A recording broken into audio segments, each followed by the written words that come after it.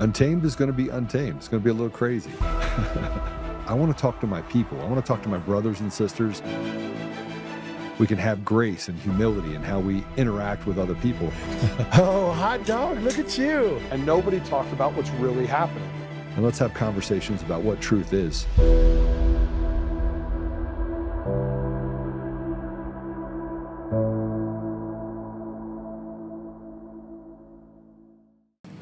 I feel like only in America can you need medical assistance that you can't afford to get. And in order to get government help, you have to make under a certain amount. So if you're someone who's like makes $60,000 a year, you don't qualify for any help, but you can't actually afford to get your child the services that they need. But if I quit my job and I go work for McDonald's, I can live off the government and then she can have the help that she needs. Make it make sense. Make it make sense.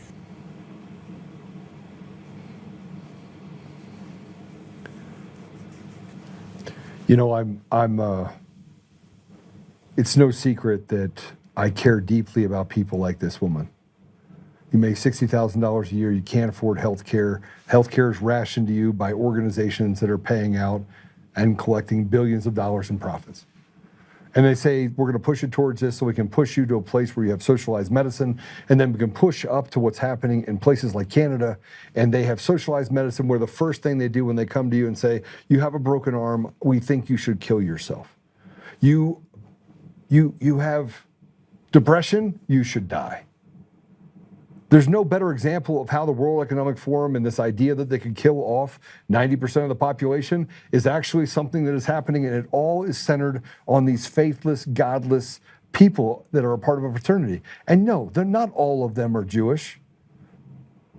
And I'm not even talking about Jewish or Jews. I'm talking about Jewish. I'm talking about people that are literally devil worshipers. Now, does that mean they're devil worshipers and they're Jewish? No. But there's a large conglomerate of people that hide behind other people. And it's led us to this place where you're not allowed to have conversations about it. If you're not allowed to talk about it, then the truth is somewhere around it. All you gotta do is smell it, you'll find it. But so many Americans are tired. You don't qualify for this, you don't qualify for that. 56 cents on every dollar. So that person, that woman that was just talking about makes 60 grand a year. She's like, I make 60 grand. But after you take the taxes away, she makes $27,000 a year.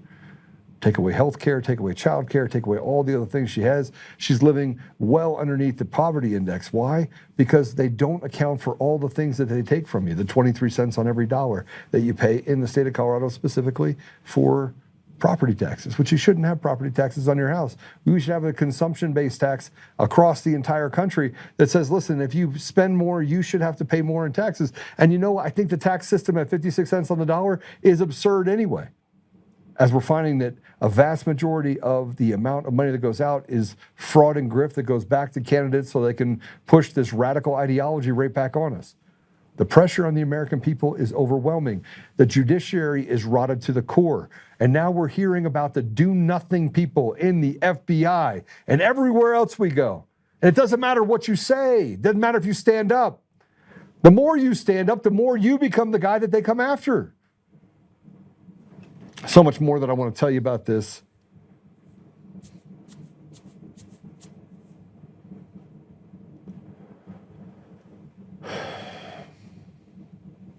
Congress has done nothing for the American people. Judges have done nothing for the American people. The legislatures in Colorado, California, Washington, Oregon, they sit around with these seething pieces of trash that take meat off the bone. They run nonprofits that get all the money from the tax dollars brought into them so they can go out there and they can proselytize to people about how great it is to be furries. And this was Trump speaking yesterday afternoon, and he had this to say about Medicaid and daycare and the military. Go ahead and play it. Don't send any money for daycare because the United States can't take care of daycare. That has to be up to a state. We can't take care of daycare. We're a big country. We have 50 states. We have all these other people. We're fighting wars. We can't take care of daycare. You got to let a state take care of daycare, and they should pay for it, too. They should pay. They have to raise their taxes, but they should pay for it. And we could lower our taxes a little bit to them to make up for, but it's not possible for us to take care of daycare, Medicaid, Medicare, all these individual things. They can do it on a state basis. You can't do it on a federal. We have to take care of one thing, military protection. We have to guard the country. But all these little things, all these little scams that have taken place, you have to let states take care of them, Russell, and you have to do it.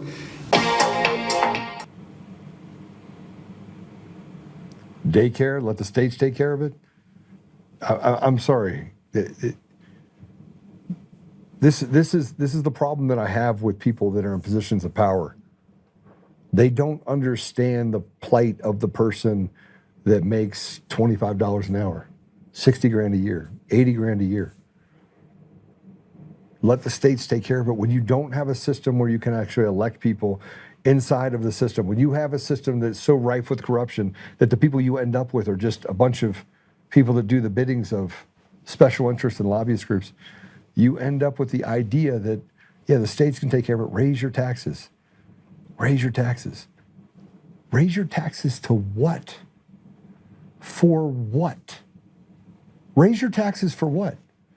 Spoken as if there is any part of this that makes sense when you're talking about 56 cents on the dollar and the amount of money that goes to others that is stolen from the American people. We're slaves. This is a slave state.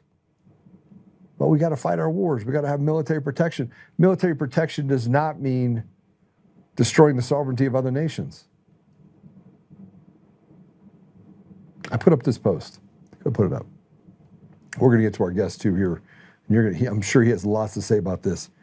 These pieces of effluvium do not care about the average American family, cannot afford to eat, can't afford to drive, can't afford to pay the massive tax bills they are fed while fraud and grift by the supposed leaders stacks up.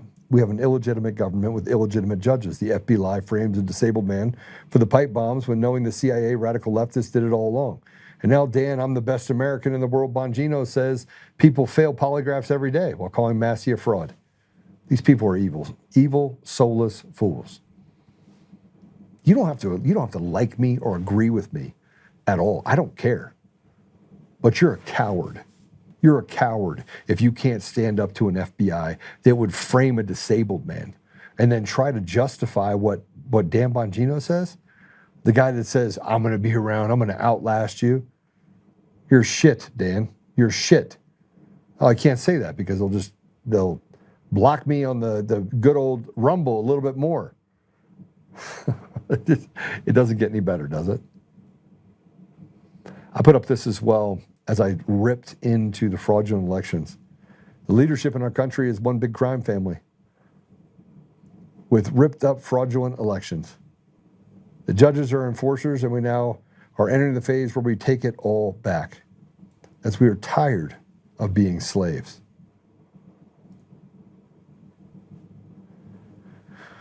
Now let's talk about this. How many cases go under appeal? How many cases don't go under appeal? I've been fighting for Tina Peters for years. I've been fighting next to her, and I'm not the only one. There are so many good people. John Casey, her attorney, Peter Tickton, David Perry, so many good attorneys that have had her back, and so many good people. Linda Opines, who went out and, just so you guys know, and I didn't realize this is the case. I just found this out. Linda went and got her paralegal license so that she could become a paralegal, so that she could represent Tina Peters. And I've gotten sideways with Linda, got pissed off at her at times, but she wakes up every day. She eats, breathes, and thinks nothing other than Tina Peters. Say what you want.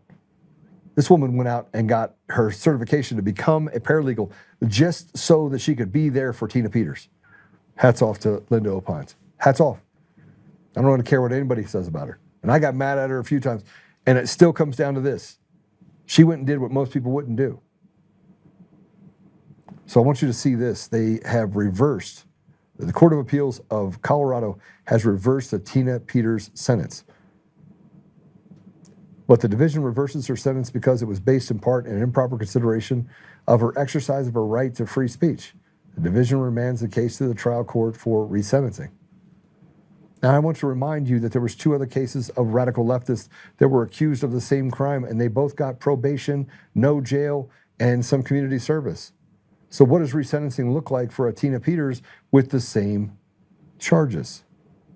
Are they going to put her back in jail and say 2 years and show you just how radically broken our system is and how shit and corrupt these judges are and how shit and corrupt Dan Rubenstein is and all the other people that are tied to this synagogue of Satan? And I'll say it again, synagogue of Satan, evil people that do evil things to the American people who stand up and dare give the American people some truth. Here's some truth. We got into it. Here's where it is. We'll go ahead and post this up so you can see the actual summary on this. And then we win and we get a loss at the same time with this. And we talk about this, but we have Rubenstein's email. We should put this up. This is Rubenstein's response, by the way, to the Court of Appeals ruling against them. Make it bigger, please, if you can. Members of the media, please see District Attorney Dan Rubenstein's statement below on today's Court of Appeals ruling. The decision underscores the strength and integrity of the judicial process. Bullshit.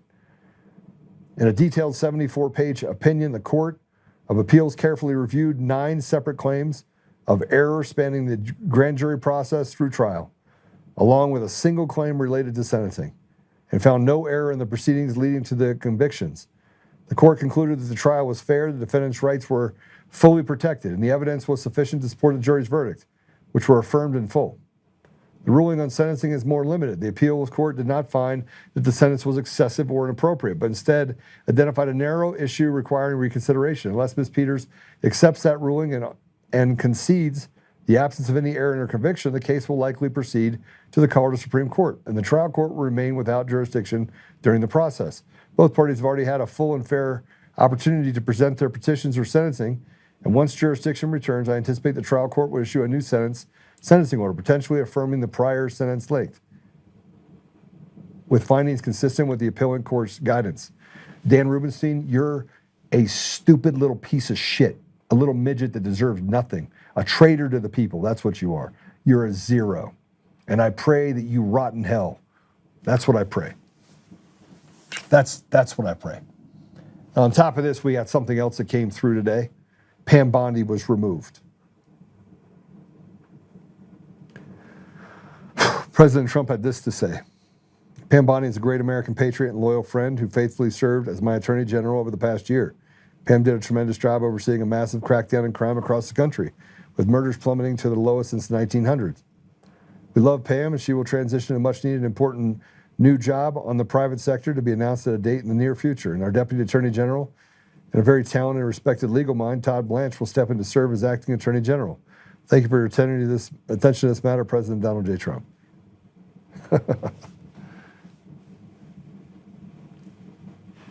Are we conceding?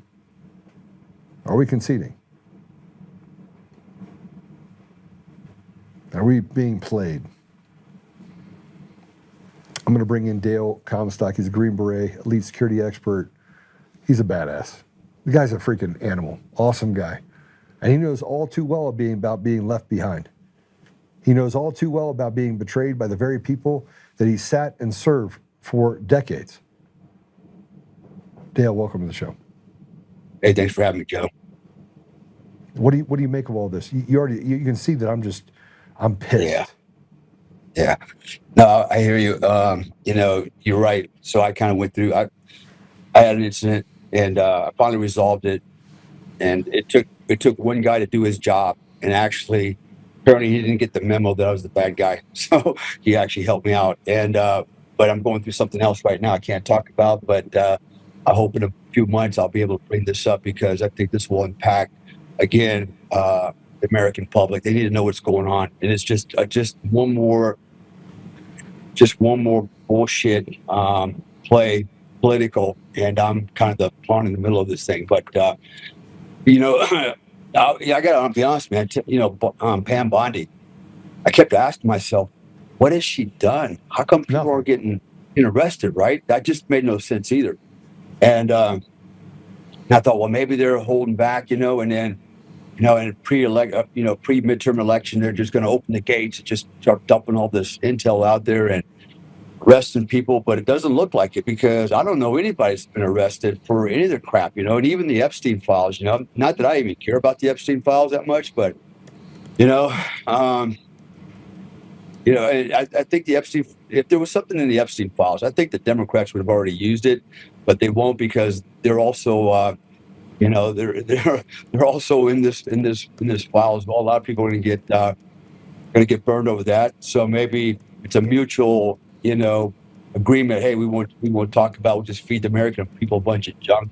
And but I was just taking some notes while you were talking, just to kind of remember some points. So the other thing about the taxes, that one really irritates the hell out of me. You're right. We pay a lot of taxes.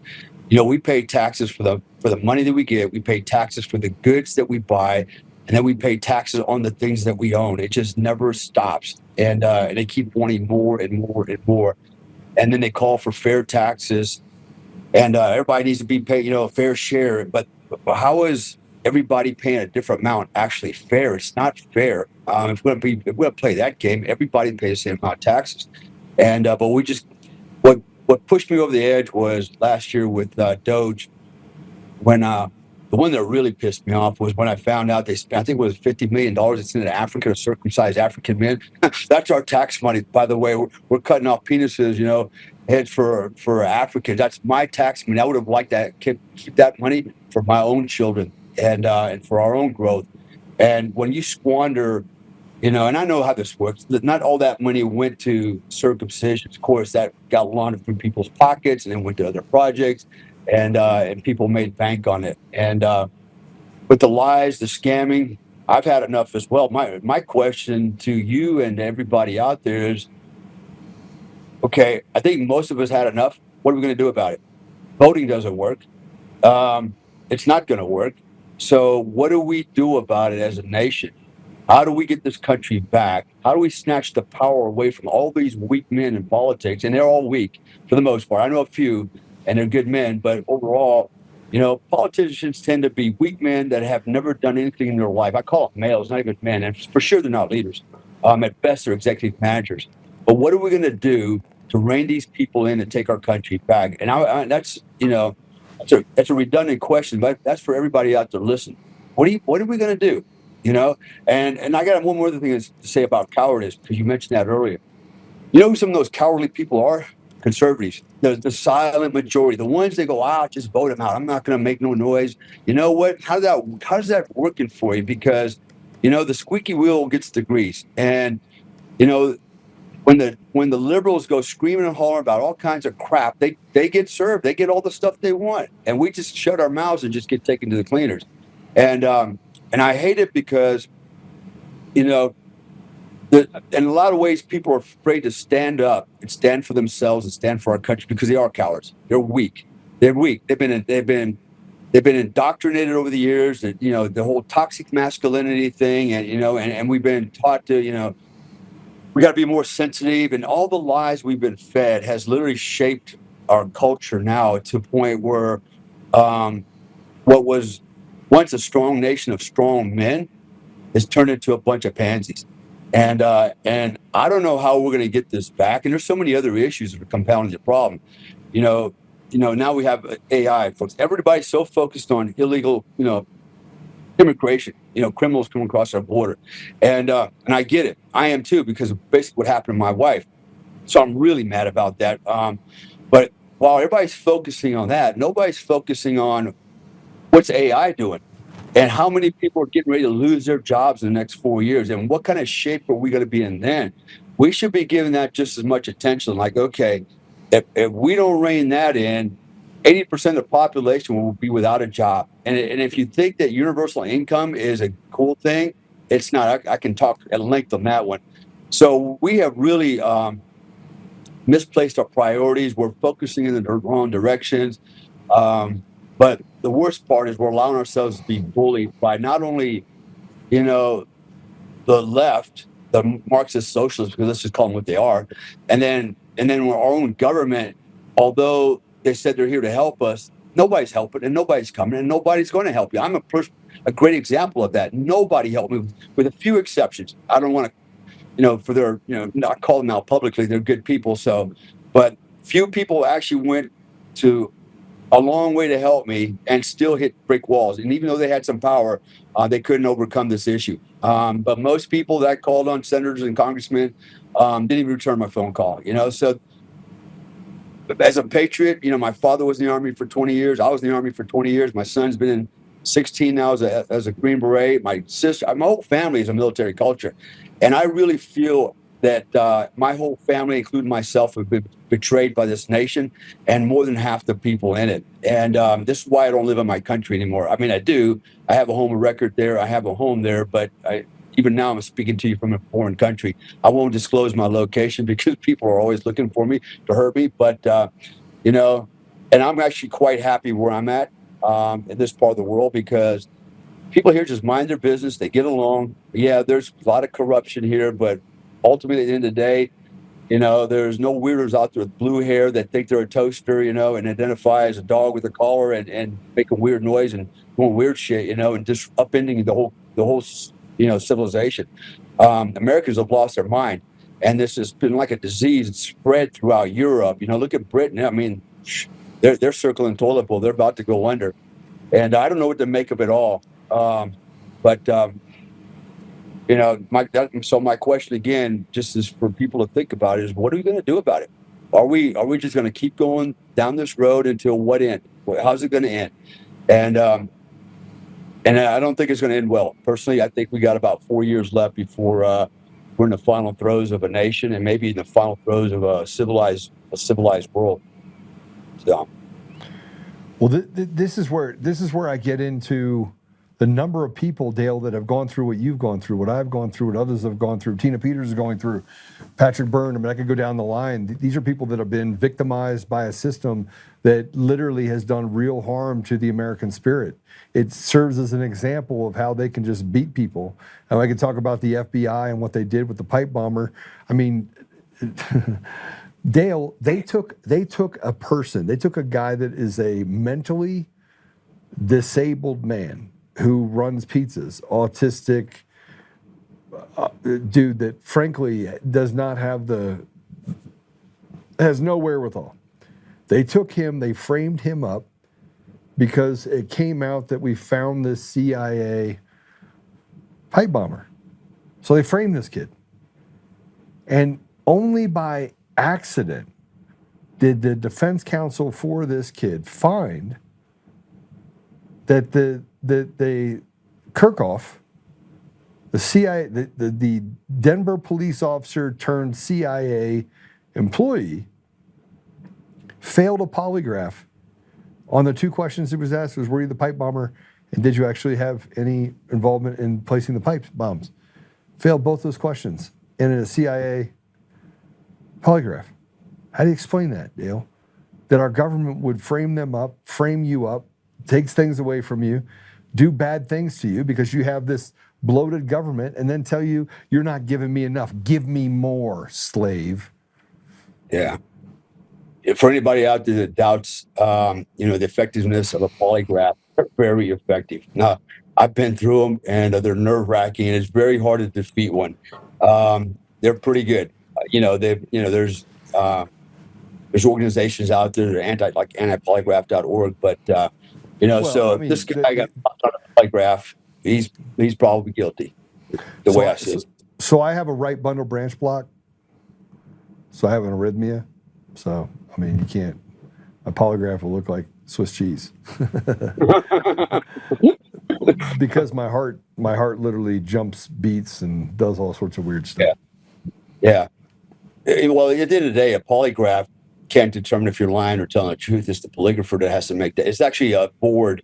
So the polygrapher, he can write his summary, but normally there's a board of people that will actually review it, and then they come to they make the decision. And it's not even lying. It's just showing deception, right? Basically, That's what it is, right? So, it wouldn't surprise me one bit that, this was all a setup.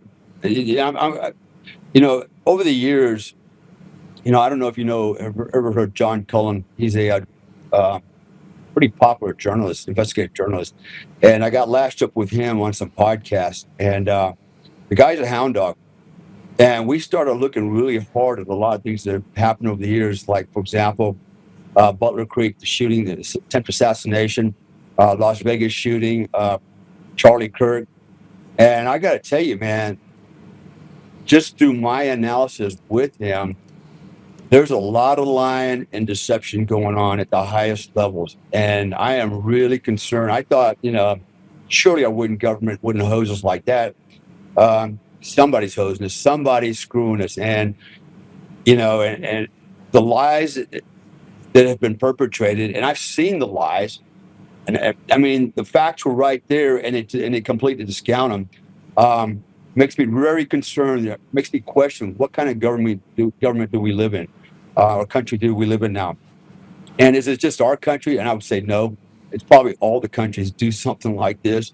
And I don't think you can move anywhere in this world and find another place that's like utopia. It's just not there. Everything is on the verge of dystopia already. But you know, Butler Creek, for example, John Cullen actually testified there were 2 snipers. All the evidence, including the Secret Service, stood up and said, "Yeah, there were 2 snipers." Have you heard that? No, they said, "Oh, get out of here. That's all BS. Get the hell out of here." Right? Nobody wanted to talk about stuff like that. Nobody wanted to talk about the Las Vegas shooter, right? They killed 50, including himself, 52 people. Nobody talked about the 3 Arab women that checked into the hotel with this guy. Nobody talked about the window that he supposedly shot out from wasn't broken. It wasn't broken till the next morning. There's so much, man. I mean, it's so much wrong. And all the reporting and the lies and the disinformation. I don't know what to believe in. Quite frankly, John has disappeared, by the way. Nobody's been able to reach him. And the only way you could reach him is through Proton Mail. He coordinated a Zoom call with the guy because he won't give up his phone number. He won't give up his address. He's scared for his life. And now he's completely gone off the grid. I have not been able to reach him for the last 6-7 months. And he's running.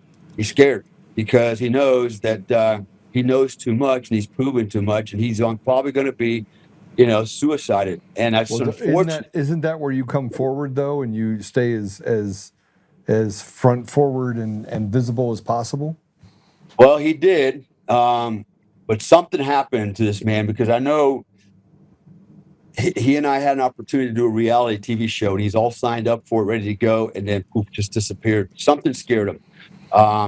It makes absolutely no sense. But when people see Americans, man, they go to work every day. They do their little thing.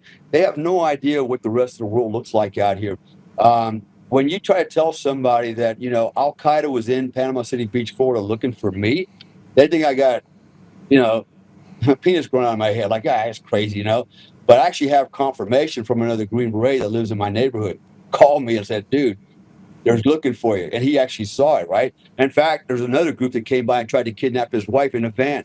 Some Arabs that he had some issues with. This is actually going on in our country. I've got friends of mine that are literally being hound dogged by cartels because you know what the number one commodity for cartels is, right? It's not cocaine. It's not drugs. It's trafficking, human trafficking, particularly children. And my particular friend happens to be working in that space recovering these kids. And when he recovers them, his job is to protect them and move them to safety, usually outside the country. And the stories I'm gonna have to have him on your show one day. You've got to listen to let's do it. Yeah, you got to hear what he's got to say. It'll make you throw up.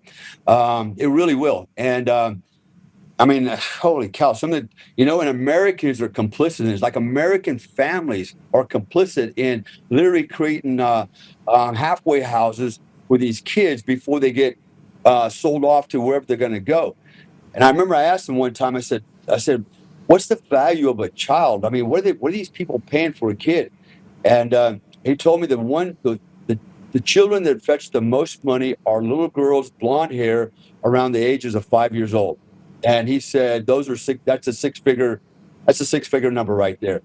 I mean, it's sick, right? It's a sick country we live in, and at the same time, we got people saying pedophilia is just, it's normal, it's okay.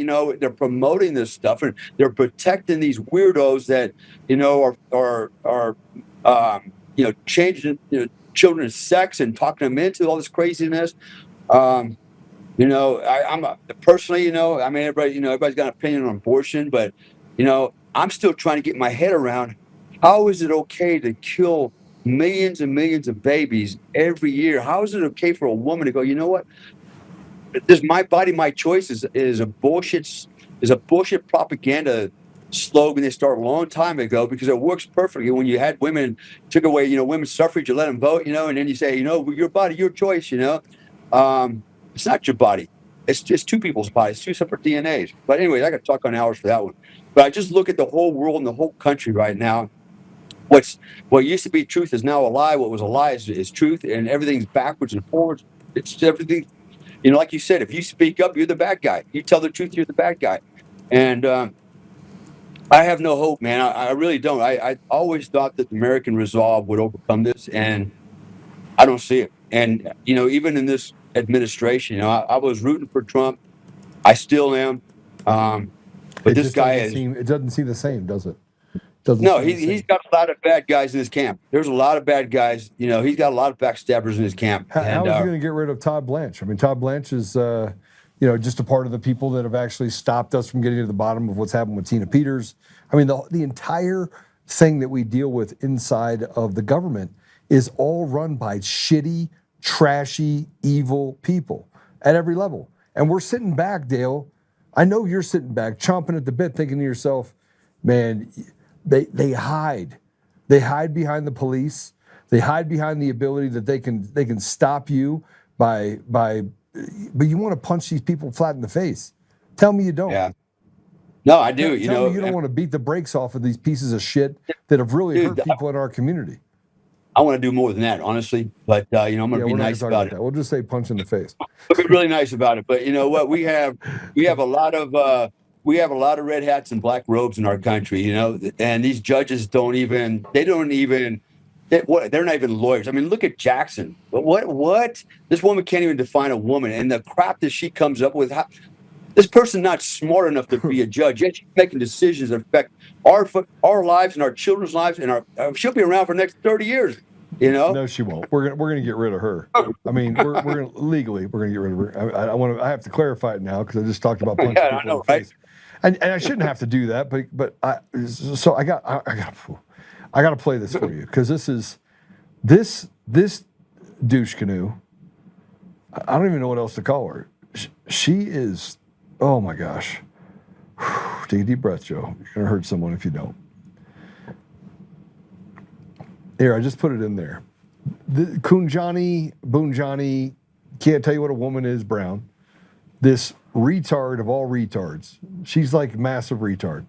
She's one of the dumbest human beings known to man. She was talking yesterday about her case for birthright citizenship. Yeah, Japanese wallet. I'm not. This is unbelievable. For those of you that don't know, Kamikaze Jackson, right? Do you guys have it yet? This will take the cake, but she talks about the fact that if you steal a wallet in Japan, that you're now a Japanese citizen, and that's your allegiance. So if you're there, you have an allegiance. I mean, just think about how dumb you would have to be, Dale. Let me just think of how stupid of a person you would have to be for that to be your argument. There's high school debate. Go ahead. Sorry. Go ahead. I know, and it's like, she must have stayed up all night trying to think of that analogy because it's like, where are we going with this one? You lose a wallet in Japan, and then the police. You can call the police, and they'll go get your wallet back, and then and they'll punish the person that took the wallet. And how does that relate to people coming in our country and having babies here, anchor babies, and making a business out of running an anchor baby service? How do you equivocate that? But she tried, and she just made herself look even stupider, right? So again, this is really scary because this is our judicial system.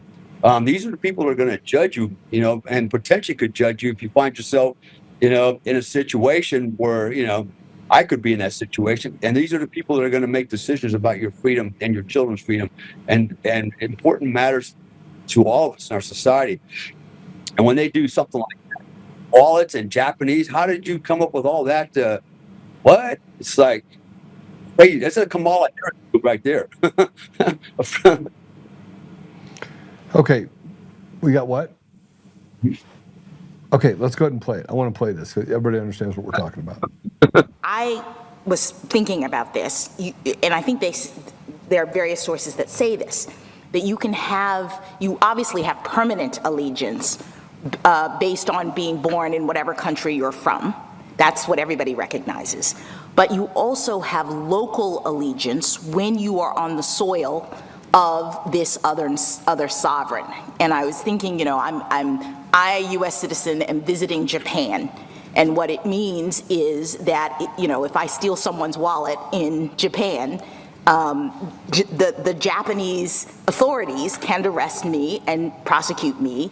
It's allegiance, meaning can they control you as a matter of law. I can also rely on them if my wallet is stolen to, under Japanese law, go and prosecute the person who has stolen it. So there's this relationship based on, even though I'm a temporary traveler, I'm just on vacation in Japan, I'm still locally owing allegiance in that.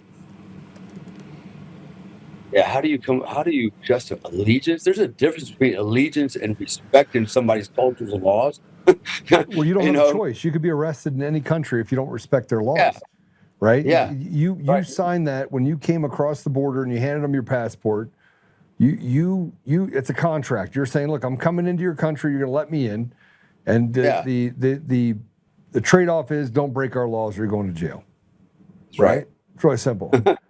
But what she's saying is that when you come across the border and you walk in, you're saying, I pledge allegiance to the Japanese flag of the Japanese place, not in America. Absolutely. She's retarded. She's just a retard. Yeah. Right? And people applauded her for that. Yeah, that's so smart of you. Man, I got toasters smarter than her. Jesus Christ. All right, let's talk through that specifically. Let's talk through a part of what you're talking about here. Super important that we look at this from the perspective of the why, in my opinion, like the why. The entire country is in turmoil. The judiciary is largely rotted. These are evil, evil people. I mean, you're talking about the most evil people out there are judges. Sorry, if you're a good judge, stand up and talk about the bad judges. Look at stuff. Go look at your counterparts, your colleagues' cases, and when they get it wrong, say, I don't know what the hell he's thinking. Like, this is ridiculous. This is bad for us, right? So there should be some review, and people should be able to kick judges off the bench, period, end stop. There shouldn't be any lifetime appointments to a federal judge. That's absurd, in my opinion, okay? But we have so much rot, Dale, everywhere. It's like rot. What's the outcome? Where are we headed towards? Because I can tell you what it feels like to me, and you're not going to like it, what I think. And the more and more they do these things to hurt average everyday Americans, the more people are going to be like, well, they're going to get a case of what you and I both know is the most dangerous thing for a competent man, and that is a case of the f***its. Yeah. Well, look at history. Every time this has happened, what was the end state? What finally happened? There was a collapse, and it ended up with a lot of people getting killed. And to your point, we're living in an age where we have more advanced weapons at home, and thank God we have the Second Amendment. We got a lot of guns, and that's why they're trying so hard to take them from us, because that's the one equalizer. And I don't want to sound like a revolutionary, because to your point, they'll come knocking on my door and accuse me of being a terrorist, and they'll spin it. But we all know the real truth. The real truth is, and I've said it before, I said it on Alex Jones' show, I wasn't calling for a revolution, but basically I was putting it out there. I was like, what, and I'll say it again on this show. Not every man's a soldier. Not every man wants to be a soldier, but every man needs to be a warrior. You need to be ready to prepare to protect your family, your friends, your neighbors, your homeland, and from the enemy within. It's the oath that I signed when I joined the military It didn't say just from foreign enemies. It also said domestic enemies. Be prepared to defend for that. And and I remember Alan West one time told me, he said, what, there's no statute of limitations on an oath. It's for life. And I do believe that, because I have children in my country. I have family in my country, in our country, and I will come back and fight for it.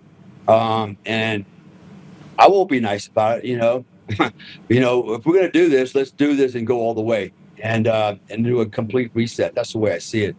But who knows? Yeah, I think it could go to that, but actually, I don't think it will.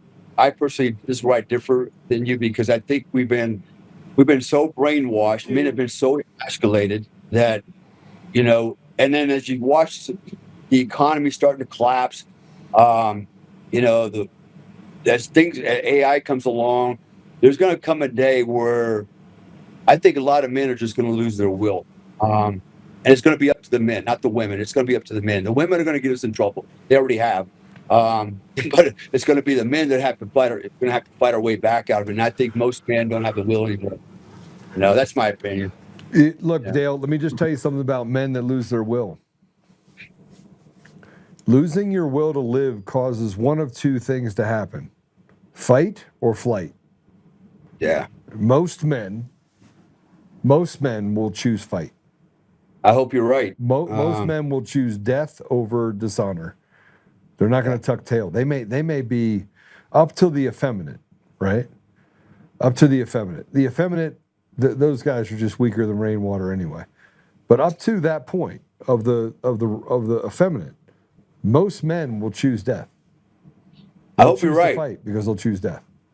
I hope you're right. But I think as time goes along, you can see how this has happened with first, second, third wave feminism. And they've slowly been chipping away at masculinity. And I think if we go on with time, we're gonna have less and less men. We're gonna have males, but we're not gonna have men willing to fight. And that's what I believe. I don't know. Maybe I'm being a little pessimistic, but my optimism's kind of gone. I've watched what happens in our society. We're watching other men beating up other men's wives in front of them. They're not even lifting a finger anymore. And then when they do, they're the ones that go to jail and get in trouble.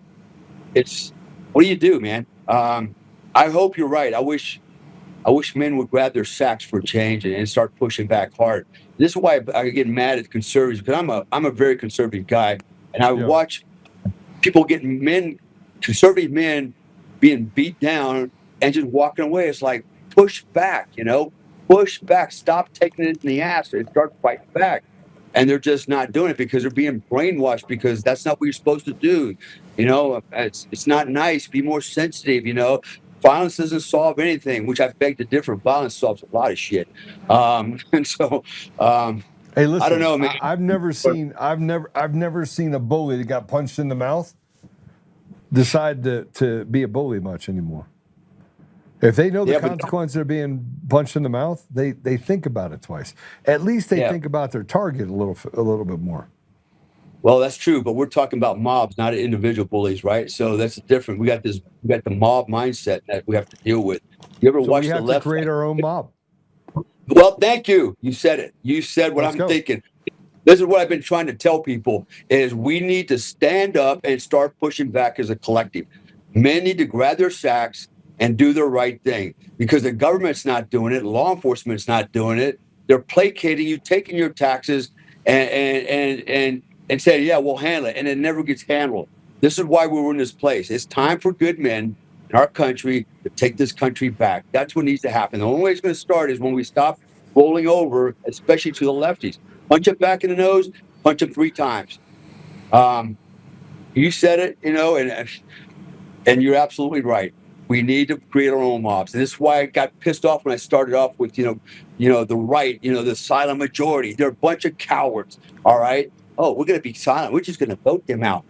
That's how that shit worked the first time with Trump's election, right? You can't vote people out because you don't have control of the elections. They're all fraudulent. Exactly. Right? So you're trying to make a fraudulent election work for you. It just doesn't work. Exactly. It seems like doom and gloom. And it's not just the politics. It's not, all the social stuff. There's so much more that's going to compound the problem. I mentioned earlier in the beginning, AI. Imagine a world soon. There's all kinds of predictions out there, but let's just say 6 years from now, 80% of the population in America, probably the world, no longer has employment because they've been replaced by AI. Now, look what happened during COVID. When COVID happened, everybody lost their job. And they were like, oh my God, what am I going to do? Because they had one job and that job is now gone. And they're sitting at home going, please, Biden, give me my $2,000 supplemental check, right? It's like that's going to go a long way. That was all bullshit. That was just to placate everybody again. But imagine a society where, okay, AI has replaced most people. We got to come up with some way to, keep placating everybody. Just give them a universal income. Now, do you think the elites are going to get that income? They're not giving up their money. They're not going to give up all Right. their. No, they're not going to bring up anything. No, they're going to go down. The minions are going to get, the 15-minute cities. You're going to get a monthly digital allowance. It's going to be like everybody else. Now, there's a question I had. I was on Danny Jones' podcast one time. He asked me about it, and he thought, it might not be a bad idea. And here's my response to that. How many times can you go to the beach in a week? How many videos can you play? How many times can you jerk off? And here's the problem. It's like in COVID, right? When men don't have the ability to provide, protect, and build anymore. All right, this is where you said earlier, it's almost a form of dying for a man, and you have a choice: just die, wither away, and die off, and be, or cause trouble. And I think it's going to go that way. And I can see a government where, hey, you can have all the alcohol you want, all the drugs you want. I don't see how that will be a good thing. It sounds really cool, like, oh, it's a utopia. I don't have to work. You get to sleep in late. Bullshit. It might be great for the women and kids, but for men like me, I'd lose my damn mind. I would lose my mind, and I would go out and stir up trouble. In fact, I would try to overthrow the government. I teach them a lesson. I'm not going to sit back and live a life like that. It's not my DNA. It's not in most men's DNA. We're built differently, so imagine that future, which is right around the corner. I mean, you hear Elon Musk talk about all the time. We need to come up with universal income. We need to put originally he said we need to put guardrails on this, but when the Chinese took off with AI, they're like, screw it, screw the guardrails, just go for broke because they're not going to play by the rules. So why should we? Even Trump said that. He said, ramp it up.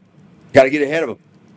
The future looks really bleak. AI AI is going to be great. No, it's not. It's going to be great for the elite. They're great for the techs, those people. But for the minions, for the other 7.5 billion of us that don't have that kind of money and that kind of power, yeah, it's going to be a bad thing. And you're probably going to want to kill yourself. They don't even need to kill you. You do it yourself because you'll go through your ever-loving mind. Think about COVID, man. How many people were locked in their homes, abusing their children and their wives and all the crap that was going on, the alcoholism and the drug addictions, just from sitting in your house in COVID, because you didn't have a job anymore. Now think bigger picture. You're never going to have a job again unless you're in the AI field. Yeah, the scary times are ahead, and I think most people are just not thinking long term, but they should. It's not just now; it's long term. And who's at the controls? It's the government. It's control is the government and the elites. These monkeys in the World Economic Forum. Those monkeys, man, those controllers. They need to be dealt with harshly. They need to be reminded that no matter how much money and power you have, you don't outnumber the minions. And there's always a way for them to rise up and take you away, take you out. And just need to look at history. You're right. When men have had enough, very good chance they're gonna fight back, and then it's gonna be terrible things are gonna happen. No, I don't disagree with you at all. And I think that Yeah. we're finally getting to that place where people are starting to realize that we have a system that is off the rails and has betrayed them. I mean, we're in a place of bondage right now, and only people like me. Look, I'm the type of guy where I just don't care. I don't care. I mean, people are like, oh, we're gonna come for you. Okay, come for me. Come for me. You have my address. But make peace with God, because I got a bag in the garage that you're gonna go in when I'm done. Yep. Right. So I mean, but the fact that I have to even say that that I have to put up with 6 years of people coming to my home doing harm, attacking my family, doing all the things that they've done. Dale, I think that I have been incredibly restrained, because any man that what happens if somebody attacks your wife and kids? They'll never survive it. And they won't survive. Maybe the family won't either. I tell you what, I'm a mean, vengeful son of a bitch, man. You hurt me, I'm gonna hurt you 10x. That's just how it works. You know, that's just how I've always been that way. I tell my kids, you get in a fight, you can hit you one time, you hit him 3 times. You hit your kid, you hit him 3 more times. It's always 3-for-1. You always overpower this guy. You beat him into oblivion, and don't even try to pick him up and pat him off and shake his hand. And people away. say that we're barbaric while I know, still right? supporting Israel going in and blowing people up. Sorry, I don't support it. I don't support it. I don't want to play in proxy wars. I want it to be America first. And we're not America first, we're America last. Like, the people here there's a replacement theology that is happening in our country. And some people don't like the fact that I use the word theology, but it is a religion to replace people, to replace us with people who and have them come in and change everything and run for office and take over the ethos of our country. You see these judges whose names are alphabet. And I'm not saying that you can't have those people here. I'm not saying you can't have them here, but you have to assimilate to the ethos of our nation, right? And what we stand for. You don't get to come in here and put your radical retardation like Boonjani Brown or whatever her name is, right? The mayor of New York. Yep. or that freak, right? You know, and it's a cancer, and it's just metastasizing very slowly. You know, they're patient but deliberate, and they're moving. You know, they're cloaking themselves, but they're all full of shit. Most people, unfortunately, you know, all you got to do is go on LinkedIn for a minute and look at all these people that have all these advanced degrees. And I'll quote Elon Musk here. He said, "You can buy an education, but you can't buy intelligence." No, and most of just like this, you know, John is what I can't even say her name, right? Freaking judge. But anyways, even a person like that. Yeah, a person with an advanced degree, but is dumber than a damn rock, and has zero effective intelligence, right? Yeah. And you see these people that are highly educated, but they're actually very linear. They're very smart in their field, but outside of common sense, they have zero. You know, I mean, when you have people that are supposedly very smart, they cannot define a woman, and thinks it's okay that men can have babies and you can be gender fluid. That's a certain kind of sickness, man, and it is some type of psychopathy, and it's brainwashing. Hell, Hitler knew how to do it. He did it. He convinced all the Germans that we need to kill the Jews because, for whatever, they're just bad. You know, and so okay, let's kill them, right? So, I mean, the human condition, we're very vulnerable. We're very vulnerable to information, and part of the problem is people are very. There's a term called hedonistic utilitarianism, couched by a guy named Jeremy Bentham, a philosopher in the mid 1700s, and essentially what he was saying was, as it relates to the human condition, we're basically lazy. We want to do the painless, easy things and not do the hard work to reach success. Then we get mad because we don't have nothing. We didn't succeed in life. We look at the people that did, and somehow we think that they got an advantage. But their only advantage was they worked harder than you, right? They earned their way. And people like that it's a very small percentage of our population. Most people fall in the hedonistic utilitarianism category. They're, effectively, they want it hot now, they want it easy, and it's everybody else's fault because I didn't perform. Because I'm a dumbass, I'm lazy, and I didn't get something done. It wasn't my fault, it was their fault, right? That's the mindset that's America, and it's promoted and it's supported, and this victimhood it's permeated our society. It's easier to be a victim than actually be, someone that's actually earned their merits and through meritocracy actually becomes a real judge and earns the things they have in this country. That's all gone out the window. And guys that work the hardest, people that work the hardest in the country carry the biggest tax load. We carry the biggest tax load. We suffer the most on behalf of these other weak ass people, and I'm going to call it like it is, and you can't say, well, everybody has an opportunity, to succeed in America, and then, not everybody's so successful, and, well, do we all have an opportunity, or do we not have an opportunity, right? So My family's nobody in my family on either side had a college education. Zero. Hell, my dad had 11th grade education. My mom had a 9th grade education. But there are opportunities in our country to advance. I got a PhD. Now we have college degrees. My kids have college degrees because why? We did the work. We did the work. We didn't go down the lazy route of hedonistic utilitarianism. We did the work, and it's a cultural thing to some degree, but really it comes back to your families and your parenting and values that are passed on from generation to generation. But all those values keep getting attacked by the left, right? For example, if you try to be a man, a provider, protector, and builder, it's toxic. And then guys go, I don't want to be toxic, so they water it down. They turn into basically, a eunuch. They let themselves be emasculated and castrated by their wives and by society, and they become no longer performative. They just go along with the flow. With this has been a system that's been in place for a long time. This is not something that happened in the last 4 years or 8 years. This is something that's been underway probably for the last 100 years, maybe even more, going all the way back to John D. Rockefeller. They have set us deliberately up for failure over these years, and they've been patient. And here we are. I think we're right at we're at terminal velocity now. And I think we're going to hit the ground. We're going to get ground rush here in a minute. Hit the ground freaking at full tilt, and I think it's all over. How it's going to end, I'm not sure, but I got a feeling our society the world will never be the same in about 4 to 6 years.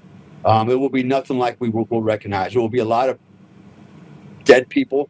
Well, I hope not. And I hope I that's think not the case. you know what? Yeah, we can hope. But look, they tried to kill us already with the pandemic, the scandemic, the COVID vaccine. They're still killing how many millions of people, right? You can't say, oh, there was really a virus. And maybe there was a virus, but, I did the math on it. And I'm not the smartest guy on the planet. The survival rate for COVID was 99.9976%, right? So you had a better chance of dying from common cold than you did from COVID. But they spun that up. They took your money. They locked you down. You lost your job. They scared the hell out of everybody, pitted everybody against each other. That was a test run for what's coming. And it worked. 80% of the world's population fell for the scam. And I got friends now that fell for it and go, man, do I ever regret I ever did that? I took those damn vaccines, and they're shitting in their pants every day, wondering when they're going to start with their turbo cancer or their freaking heart attacks and everything else that comes along with this. I dare call it a vaccine, right? Which is called a chemical injection. It's insane, man. It's insane. And we allowed it. We allowed it. That's the biggest thing is we allowed it. Dale, I gotta do a whole rundown now. Look, I could talk to you for like 12 hours. I could listen to you. I'm sitting here sending text messages, but they're like, look, Dale's on a. We gotta meet, by the way. When you come to the United States, we gotta make sure that I have you in studio. I need you in studio so we might get in trouble. There's a high probability we might do some planning. I got whiteboards. I mean, I got deck boards. I got it all, and I got an arsenal. I'm not saying that we would use an arsenal, but we can go out and shoot a little bit. Let's see how good a shot you are. See how big a boy you are. See if we can, have a little fun. I would love that, man. I remember when I went on Alex Jones' show before the election, I bought a one-way ticket because honestly, I didn't think I'd make it back to the airport to go back home before I got arrested because I wasn't sure what I was going to say. Luckily, none of that happened. But, I'm a troublemaker, but only because, I'm not afraid to tell the truth. And I'm not going to shut my mouth to placate everybody else and protect their little feelings. I'm going to call it the way I see it. You may not like it, but that doesn't mean I'm wrong. And that's what you see is what you get. And I'm old enough, I know I'm older than you, but I don't care either. I don't give a shit. I mean, look, so, you're not that much older. I mean, I don't know. Well, how old are you? 63. Oh, you're a little older than me. But I promise you're just as feisty as I am. Oh yeah. I'm still a warrior, man. and I think that's what people need to understand is you're a warrior till you're not. And that's on your dying breath. You're going to get down and smell that dirt, right? It doesn't matter. Right. I'll come back as a centurion. There you go. Right. I'm going to come back as a gladiator, man. It'd be a lot of fun. My wife says it to me all the time. She's like, yeah, why are you training like this? Like, why do you train? And I go, I got to make sure that I'm still as fast as I was. And I hate being slower than that. So I put myself in positions where I'm like, okay, am I still as fast as I was? And I don't think I'm just as fast because the next day I feel it. But in the moment, I'm still fast, but I feel it the next day. Right? Yeah. Well, you know, you got to keep, man. Age is just a number. Honestly, it's just a number. I go out, I run with my 19-year-old son every day, and I run like I did 30 years ago. I lift weights every day, heavy weights. I'm doing a lot of bag work. You know, you're only as old as you allow yourself to be. And honestly, I want to be around as long as I can and be viable as I can for my family. And I'm not doing my family any good if I'm weak, sick, on medicine, you know, hopping around in a freaking wheelchair and a cane. I'm not doing that, man. I'm a fighter, and my job is to provide, protect, and build. And God damn it, that's what I'm going to do until somebody kills me. And good luck with that. All right. All right, I got you. Dale, thanks, brother. I appreciate you. I'll be praying for you afterwards. God bless you. Thanks for coming on. Thanks for being here again. I'm rejuvenated, and I'm telling you right now, one day we're going to be shoulder to shoulder taking on some bad guys. I can see it. I can feel it. I know, man. I know. Who's going to be the general, me or you? You can be the general. Hey, look, I know how to serve and I know how to lead. I don't mind being in any position.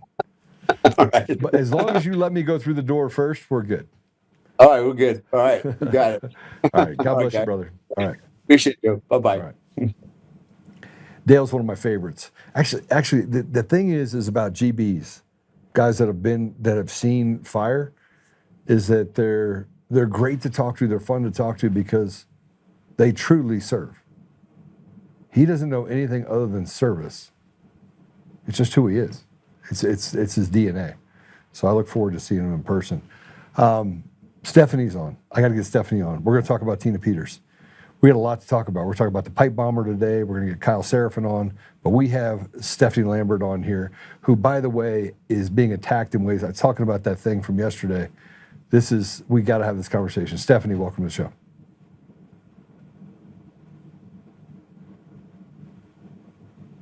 Stephanie, turn your video on. Stephanie.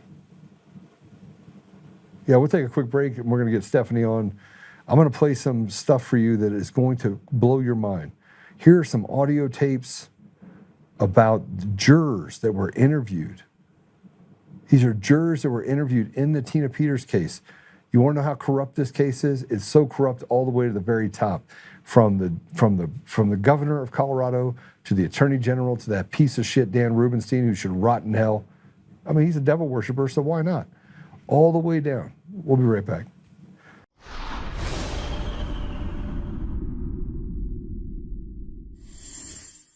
Hi, I'm Joe, Supreme Leader of DCF Guns. What is DCF Guns, you ask? We're the best damn gun store and range in the universe. Do we have guns? We have all the guns. We got small guns. We got big guns. We even have beastly guns. We offer all types of training, and we have 5 ranges across our 3 locations. I'm a good shot. And of course, we have all types of ammo. We even have flamethrowers. Woo! We offer incredible membership opportunities, and members save even more on guns, ammo, and accessories. Come join the DCF family today, where we keep the range hot and the deals hotter.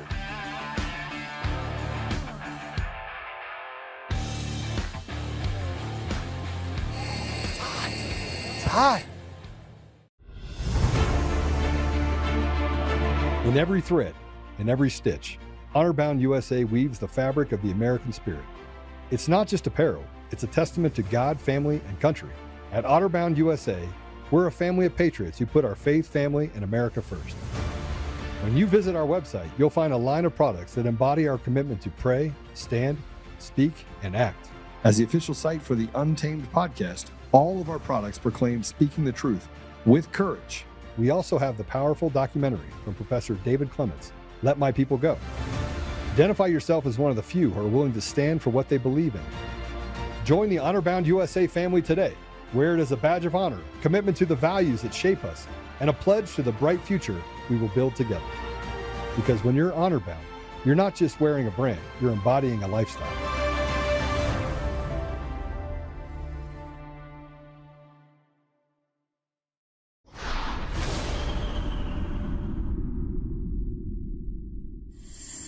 So, by the way, I was trying to look for a picture of Stephanie Lambert in a bikini.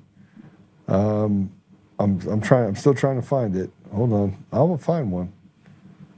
I got one. We gotta find it. Stephanie, welcome to the show. Hey, Joe. Thanks for having me on. I know you can't be on a video because you got your kids out there and you guys are running around. So I was trying to find a picture. Find me a picture of Stephanie in a bikini, and make sure it's not fake news. Just AI it. You're too funny. But I don't know that we should be laughing, Joe. This is a really, really terrible day for Tina here. No, it's a good day and a terrible day all at the same time because it's forcing the hand of President Trump to do something, right? Let's be honest. This is a good day because it's defining. Pam Bondi's out, Todd Blanche is in. Now he's got to make a decision on whether or not Todd Blanche is going to do the right thing. He's been the obstructionist up to this point. So now we have a target. There's nobody else other than Todd Blanche that it can be that is stopping them from going in and snatching Tina Peters up. Would you agree? There's a lot of information behind all of that where little birdies tell me things at times. But I think what part did I say is wrong? Well, I don't know that you're wrong. I think that they've allowed a process to play out, and that's what I want to talk about. The court's opinion and order today. The most offensive part is everybody's entitled to a trial with a jury by their peers, but it has to be a fair trial under the Constitution, not just any trial, right? With they can't swear under oath that they hate the defendant and they're going to find them guilty no matter what the evidence says, right? They have a constitutional right to a fair and impartial jury. And here we had juror misconduct, and that needed to be investigated. There was a motion filed right after the trial where an investigator who's a former FBI agent went out and interviewed the jurors. And there are recordings, and I think you're going to play, but not the video. You're just going to play audio, right?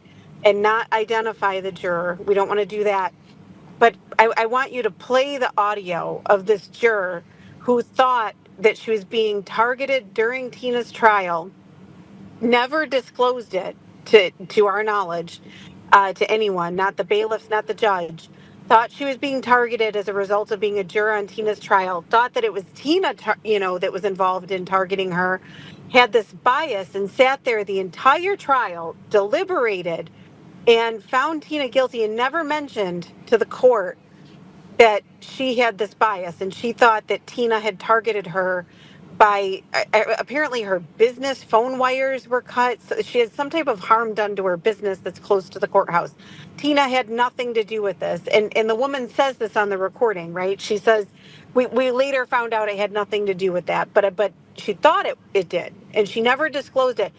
And she likely, what do you think the odds are that she sat there during the trial thinking that she had been targeted and said nothing to the other jurors during lunch? Quite. Well, we have an audio. We're not going to play the video. Can you put something up that shows that we're talking to Stephanie Lambert, please? Because it just shows me having this conversation in my ear with her, with the people. So,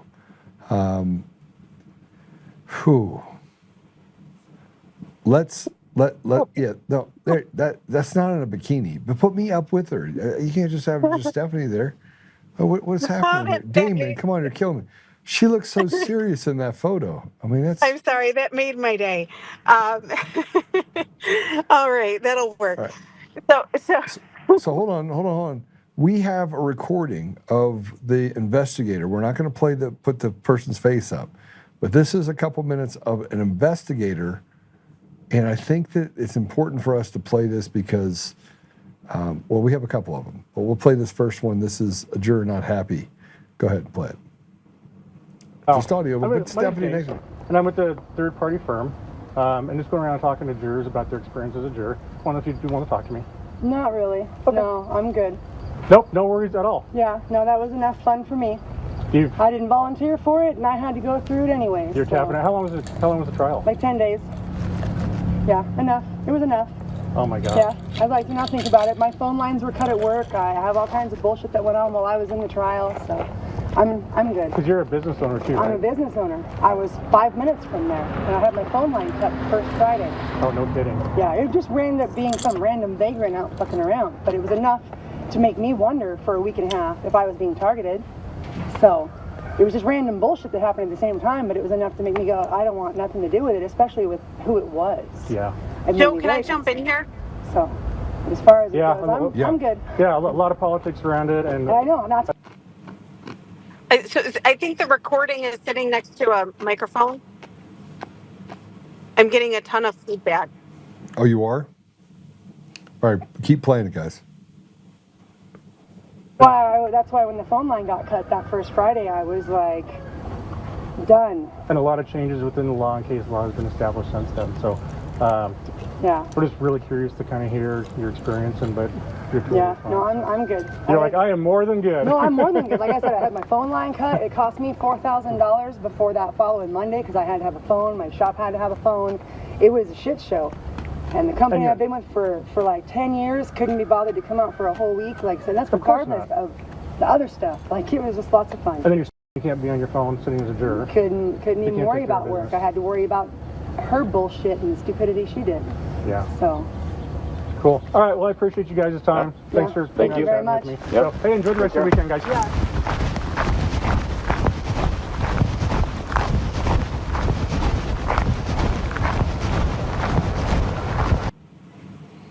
Stephanie, you there? I am. I think we need to go back and go over that. I had a lot of feedback, and then it was clear.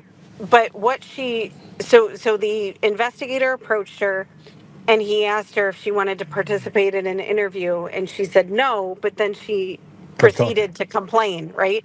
And she went on complaining, and in her complaining, she made it really clear that she thought she was being targeted and gave details about the phone wires and that she thought it was Tina. But it wasn't Tina. Of course not. And no one associated with Tina, and the police told her that. But the key is she never told that to the court timely. And when we filed a motion, what Judge Beret could have done is called that juror in at a minimum. That juror, probably the whole panel would have been more appropriate, and swore them under oath and investigated the bias that took place during the trial, while the trial was going on. The whole time when you're sitting there listening to the witnesses testify, this juror thought that Tina was interfering with her business. That's bias. And she didn't disclose it. So there's United States Supreme Court precedent that addresses this very issue, that you can't have a biased juror. And the Court of Appeals in Colorado just didn't even really consider it. They just said, "Oh, that juror bias, that doesn't seem to fit. We don't see an exception here to the rule." And they made a big mistake in doing that. The U.S. Supreme Court has already ruled on this. You can't have a biased juror. So if you could play that clip again, starting at the point where she starts describing the phone wires and what she was thinking during the trial. I'd like to hear that again. I haven't heard this in a while. All right, let's play. Can we play it, guys? Just play the whole thing. It's only 2 minutes. Oh, my name's James, and I'm with the third-party firm, and just going around talking to jurors about their experience as a juror. I don't know if you do want to talk to me. Not really. Okay. No, I'm good. Nope, no worries at all. Yeah, no, that was enough fun for me. You, I didn't volunteer for it, and I had to go through it anyway. you're tapping it. How long was the trial? Like 10 days. Yeah, enough. It was enough. Oh my gosh. Yeah, I'd like to not think about it. My phone lines were cut at work. I have all kinds of bullshit that went on while I was in the trial, so I'm good. Because you're a business owner too, I'm right? a business owner. I was 5 minutes from there, and I had my phone line cut first Friday. Oh, no kidding. Yeah, it just ended up being some random vagrant out around, but it was enough to make me wonder for a week and a half if I was being targeted. So it was just random bullshit that happened at the same time, but it was enough to make me go, I don't want nothing to do with it, especially with who it was. Yeah. It made me very concerned. So as far as it Yeah, goes, I'm good. Yeah, a lot of politics around it, and I know, and that's why when the phone line got cut that first Friday, I was like, done. And a lot of changes within the law and case law has been established since then. So, yeah, we're just really curious to kind of hear your experience, but you're totally fine. No, I'm good. You're like, I am more than good. No, I'm more than good. Like I said, I had my phone line cut. It cost me $4,000 before that following Monday because I had to have a phone. My shop had to have a phone. It was a shit show. And the company I've been with for like 10 years couldn't be bothered to come out for a whole week. Like, so that's regardless of the other stuff. Like, it was just lots of fun. And then you're stuck and you can't be on your phone sitting as a juror. Couldn't even worry about work. I had to worry about her bullshit and the stupidity she did. Yeah. So. Cool. All right. Well, I appreciate you guys' time. Thanks for Thank you very much. with me. So, hey, enjoy the rest of your weekend, guys. Yeah.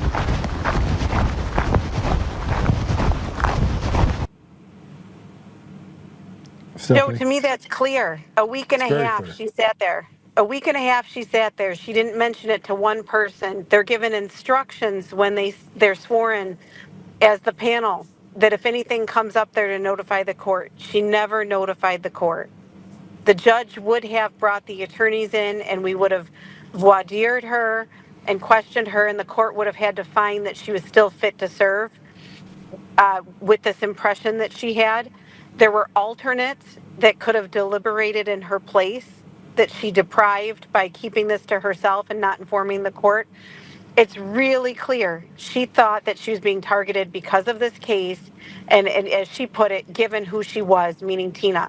She had bias. She had her opinion about Tina formed before she went in to deliberate, and that is exactly what the Supreme Court says cannot happen. You have to be an unbiased juror and listen in a fair, impartial way to every witness throughout the trial. All right. Well, we have one more from another juror as well. This juror was asked if there was a requirement to maintain voting records, would that have made a difference in Tina's outcome? This is another piece of that. Stephanie, go ahead and play this. Correct. And by day number 3, I was just so tired of courtroom procedures. And the first couple days, you're kind of running off adrenaline. It's kind of fun, and then it's not. Yeah, it was definitely interesting though. It was a different experience. I never been in a courtroom like that for any reason, so that was definitely different. Yeah, sure, no, absolutely. So with Tina, if there was a requirement to maintain election voter records, would that have made a difference for you in the imaging process of that if she had a legal obligation to protect those voter records? Would that have made a difference for you?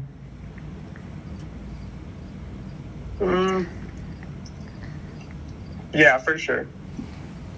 Okay, so yeah, pre-imaging and then after imaging when they had their update, then obviously everything was wiped clean.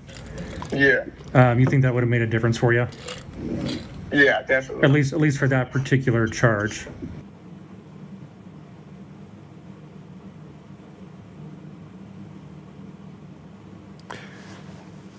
Stephanie, he basically said that he would not, that would have made a difference if the evidence of her defense would have been allowed in.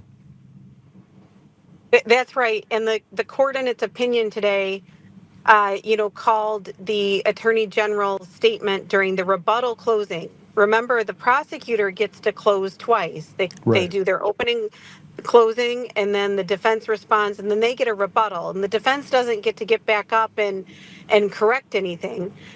So that's the last thing the jurors heard was a material misstatement of law and fact from the Attorney General. And in the Court of Appeals opinion in order today, they referred to it as fleeting, and no evidence that impacted any juror's opinion and outcome of the case. And that's not what this juror is saying right here. He's saying, wait a minute, had I known that was a legal requirement, I would have ruled differently. I would have come up with a different opinion. It absolutely impacted Tina's case. And that's why these jurors needed to be interviewed by the court after, as it related to the bias, because we would have discovered some of these things timely prior to sentencing. But remember, she was sentenced October 3rd, right before the election in November, a month before. And what the court said today is that Judge Beret inappropriately chilled her free speech and enhanced her sentence. And that's what he was intending to do. He was intending to do that. And not only to just Tina, to every clerk in the state of Colorado. And it probably trickled over. It was a national media case to the entire country. It scared every clerk just weeks before that election. So how are we going to get to the bottom of this? Well, this is still going to be a process. We have to meet with Tina and discuss this entire long opinion in order, but it's just really disappointing that this key evidence that the court didn't consider. I mean, as you can see, these recordings are compelling. These are not jurors that. But here's a let's just get to the point of the appeals court.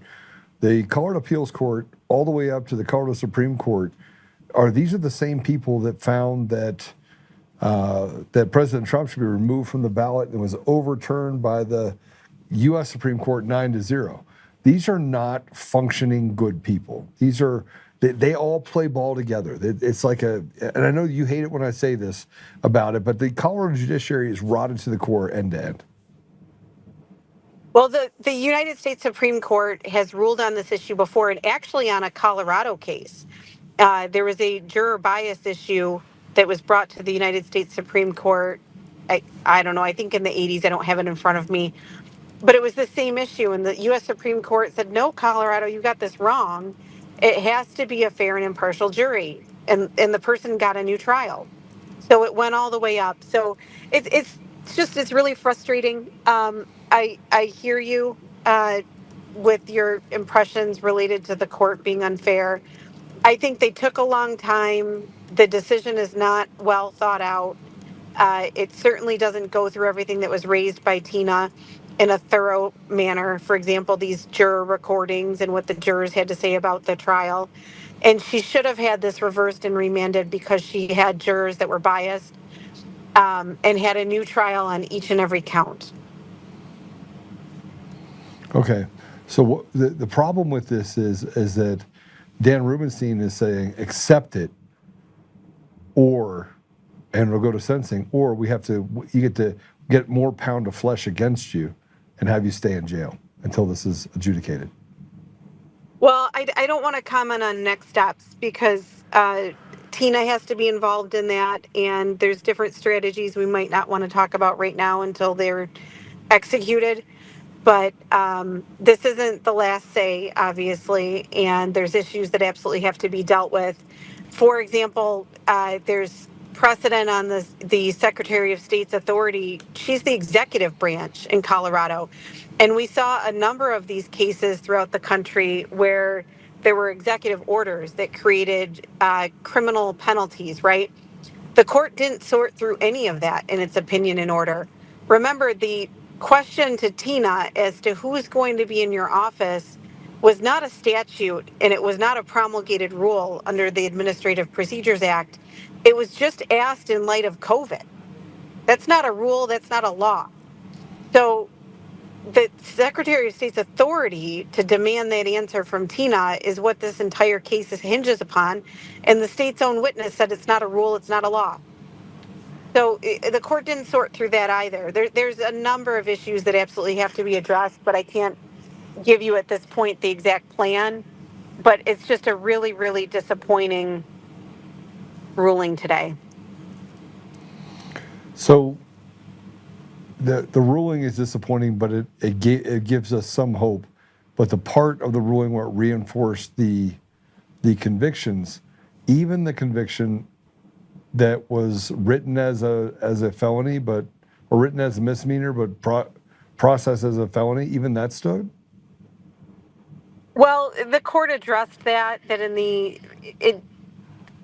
Tina's initial brief that was drafted by a number of attorneys, I think didn't properly state the law at the time of Tina's case. It referred to the code I think you're referring to in place now. And I think that's the issue you're referring to. That's not the critical issue. It's a fair and impartial jury that's the key issue that the U.S. Supreme Court has said unanimously, this goes back down for a new trial if you don't have a fair jury. And then number two, they didn't opine on the fact that the Secretary of State didn't have a rule or a law, right? Like, so there has to be a legal basis for the question. If the Secretary of State walked up to Tina in a grocery store and held up an apple and said, "Is this an orange? Is it orange?" And Tina lied to her, that's not lying to a public official, right? So these nuances the court did not sort through. And then don't forget, Gerald Wood perjured himself throughout the trial, lied, was caught under oath lying, and the Attorney General's office hasn't done anything about that. Well, they're not doing anything. I think that's why people were just talking about it with Dale.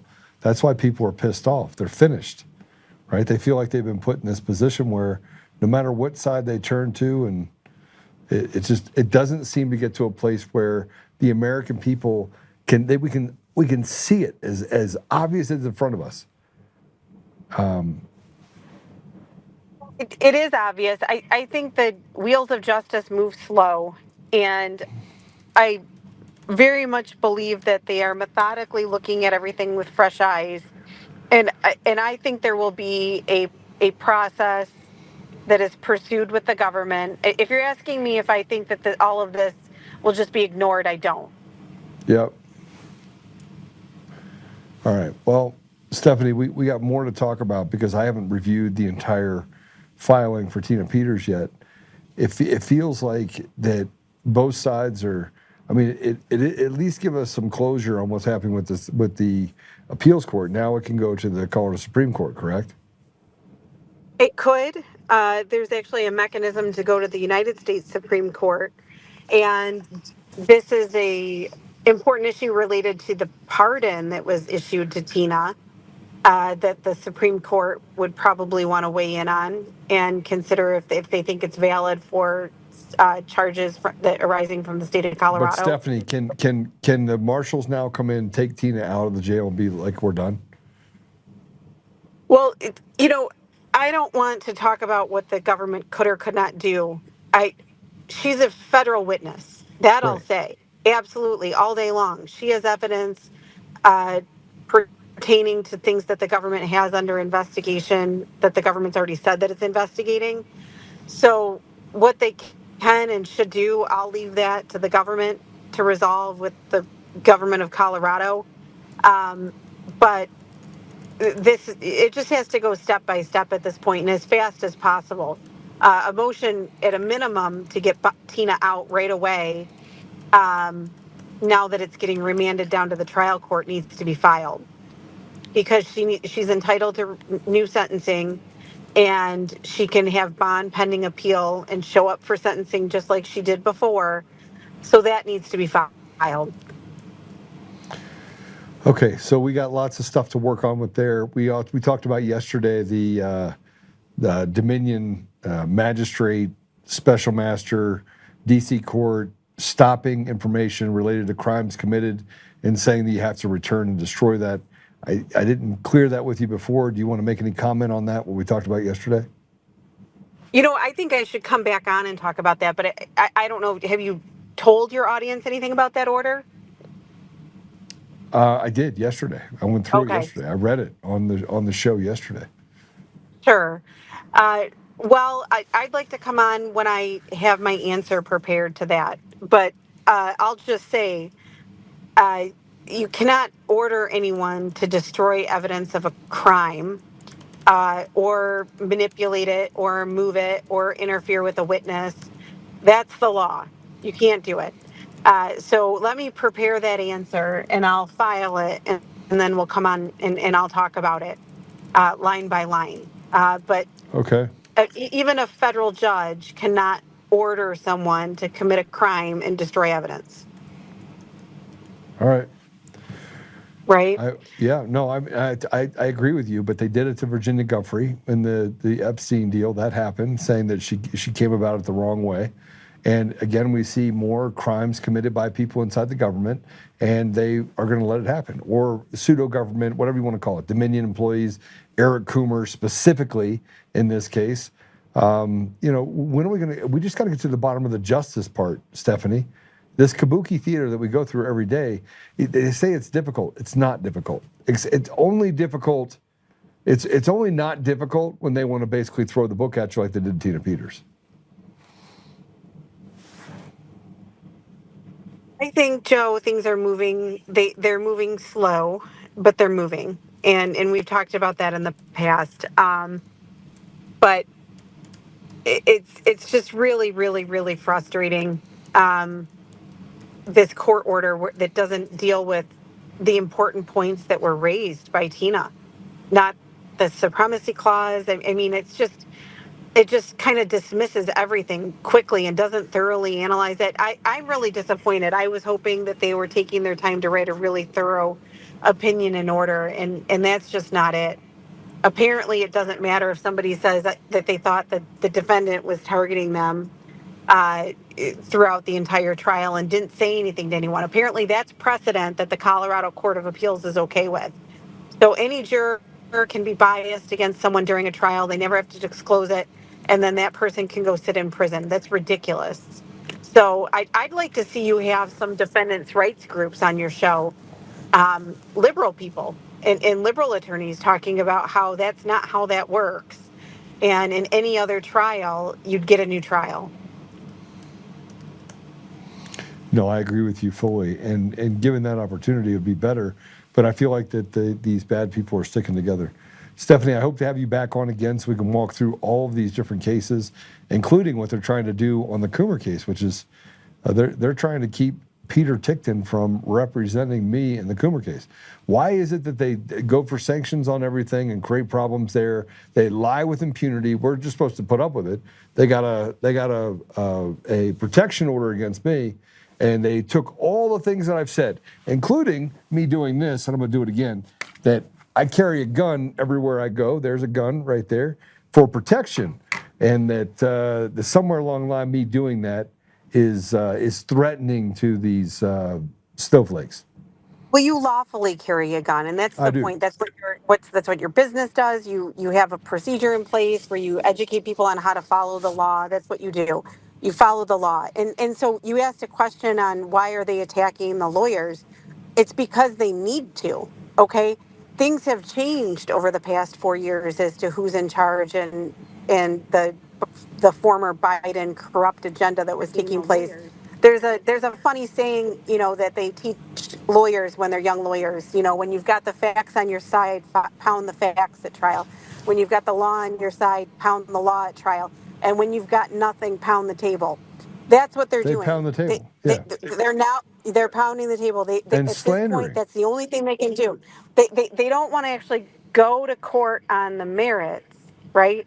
They want to distract and attack the lawyers. That's their only move at this point. This is crazy. Well, I mean, and they've done it to me. $160,000 in sanctions I've paid. And the special master in the case in Denver is some radical leftist piece of trash that works for the JAG that now is just throwing willy-nilly stuff out there. It's completely against the law, but throwing it out there, and the judge is like, yep, that sounds good. Some gay judge that walks around putting like rainbow Care Bear stickers all over his door. It's crazy. Stephanie is crazy. The whole thing's crazy. You have not told me the Care Bear sticker story, but I'll have to do that another time. But I hope we return to what we've always known, where we can respect the institutions.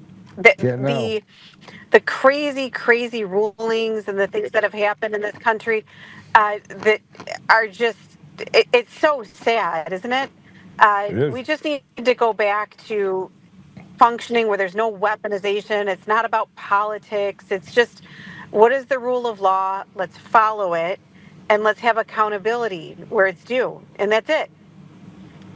Right. I agree with you fully. Fully. All right. Well, Stephanie, thanks. Always good to hear from you. Always good to talk to you 3 times in a day. It's a lot. Thanks for all the work you do for me. Anytime, Joe. Anytime. All right. All right. Well, thank you for having me on, and I'm sure we'll talk again soon. All right. God bless you. All right, so I don't know if Kyle's on yet or not. Let me see what he says. I'm sitting here solo with 2 sick kids, one who's asleep on me, one who's asleep upstairs, 2 that are hanging out, waiting on mom, and when she gets home, I'll jump on. Yeah, so he's going to get on as soon as he can. So Kyle will get on as soon as he can. He is dealing with children. He's a dad first. He's coming on here second. But let's go through some stuff. He's pretty well up to verse on the things we're going to talk about. He will get on. We had a misunderstanding on what time zone we're in. Everything should be sent out in Eastern time zones. I agree with him on that. We did that before, and it caused problems. But with Kyle, we're always going to send it to him in the Eastern time zone, just for that reason. So, man, we got some stuff to talk about now. We have some stuff to talk about. We talk about Tina. I think Tina's going to get out. But what the games that they're playing now and what Polis is going to do, I'm just going to say this. Jared Polis, you're an illegitimate governor. I don't care if you like me or dislike me. You literally watched as 2 Democrats were given mild, if not no Senate, and they committed fraud, knowingly committed fraud, knowingly committed the crimes that they say that Tina did. Tina was just trying to look out for the people of Mesa County and the people of Colorado and the people across this country. You literally are letting a 70-year-old Gold Star mom sit in prison while you watch your friends get let out on probation for committing crimes they knowingly did. Knowingly did. And you watched them put her in there for 9 years, and you let this happen. You're a disgusting, despicable person. You're not just a terrible person. You're past terrible. You are an evil trash heap. And the fact that you could do this, every person in Colorado, this is your legacy. Your legacy is you're a pathetic fat man who frankly has done nothing but destroy everything that is good about our state. Everything. We're the most dangerous, we're near the most dangerous state in the entire country. We're near we're the worst education system. I think we're like 41st in education. Less than 25% of our kids in the state of Colorado graduate proficient in anything. Our homeless problem is out of control. Our budgets are not balanced at all. I haven't even started talking about the education system and what you've done with DEI and punishing children who are straight and white. You're a pathetic person. You're a pathetic piece of shit that will go down in history as one of the most terrible human beings this side of the planet. And you let a 70-year-old Gold Star mom who lost her son, who stood up and has not had as so much as a parking ticket, and you sit there and say, I'm going to wait till I hear what the appeals court said. And President Trump, I don't give a shit what you have to do to get Tina Peters out of jail, right? I don't care. Do the right thing and rip Tina Peters out of jail. We can go over to other countries and kill the leaders and yank ones out, but we can't take care of a mother who literally stood up for you. And I'm not just talking about myself or the other people that have stood up for you, have been sued and slandered and attacked and literally threatened, had our lives threatened, our children's lives threatened. You're not the only one, Mr. President. There's a lot of people. And Tina Peters is sitting in jail. And it's not enough to say that she's a hero. It's not enough to say that she's a patriot. That's not enough. Enough is you go in there and you take Tina Peters out of that jail. And you rip it from this unjust system. She's a political prisoner, and you're allowing someone in the United States to be abused when they stood up 100% for you. I'm out. I'm out. I will stand with anyone who will loyally stand with the very people who have taken every punch you have taken. Do something. Don't poke it and write tweets up there that say, hey, free Tina Peters. You're the president of the strongest country in the world. And you don't need to run over to Israel to find out if this is possible. You can do it yourself. I don't give a shit if you like what I'm saying. This is the difference. I should be able to say something that is to hold you accountable, hold people in this country accountable, hold Pam Bondi accountable. I don't want to say something nice about Pam Bondi. I certainly can't say anything nice about Todd Blanche. Because all I ever hear is it's complicated. It's not complicated. And what we're about to talk about is even less complicated. Let's talk about this for a minute. Free Tina Peters.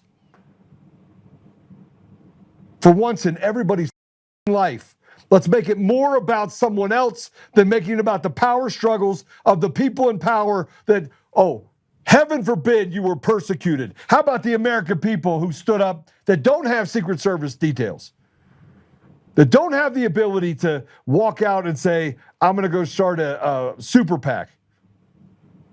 And one in particular, her name is Tina Peters, who is sitting in jail. And guess what? I pay her a salary every single month. And I have for years. For years. And I've done so without anything. And I work the problem, and I go to work every day, and I stand out there, and I take punches from radical shitbags on both sides of the aisle. It's not that complicated. The American people are tired of having everything stolen from them, treated like slaves, and relegated to the sidelines to sit down, shut up. We have the gold standard. You don't have a gold standard, and you have an executive order that you put out there. How about another executive order, free Tina Peters? And then you send in the marshals, you pull Tina Peters out of there, and you basically tell them, try me. And then you get to the bottom of the Christopher Gregory case, which includes bribes paid and things that were overstated and covered up by Griswold and Weiser and Polis, and you put an entire team on getting to the bottom of what they did in this state to cover up crimes that were committed by them and people on the Colorado Supreme Court. You arrest them. You go straight for the throat of the state of Colorado, and you make sure that these judges that have committed crimes against people pay for it. You want to declare war? You want to win? Take a state like Colorado and free the people. Because right now, the people of Colorado are slaves, held hostage behind lines where people can act with impunity and do whatever they want. But no, let's send out tweets that say free Tina Peters. No. Let's get to the action part. Faith without works is dead. And in this holy week,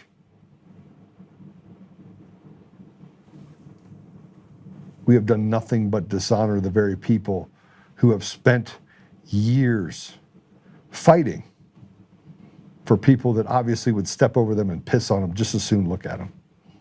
It's disgraceful. And that brings me to, obviously Kyle's going to get on.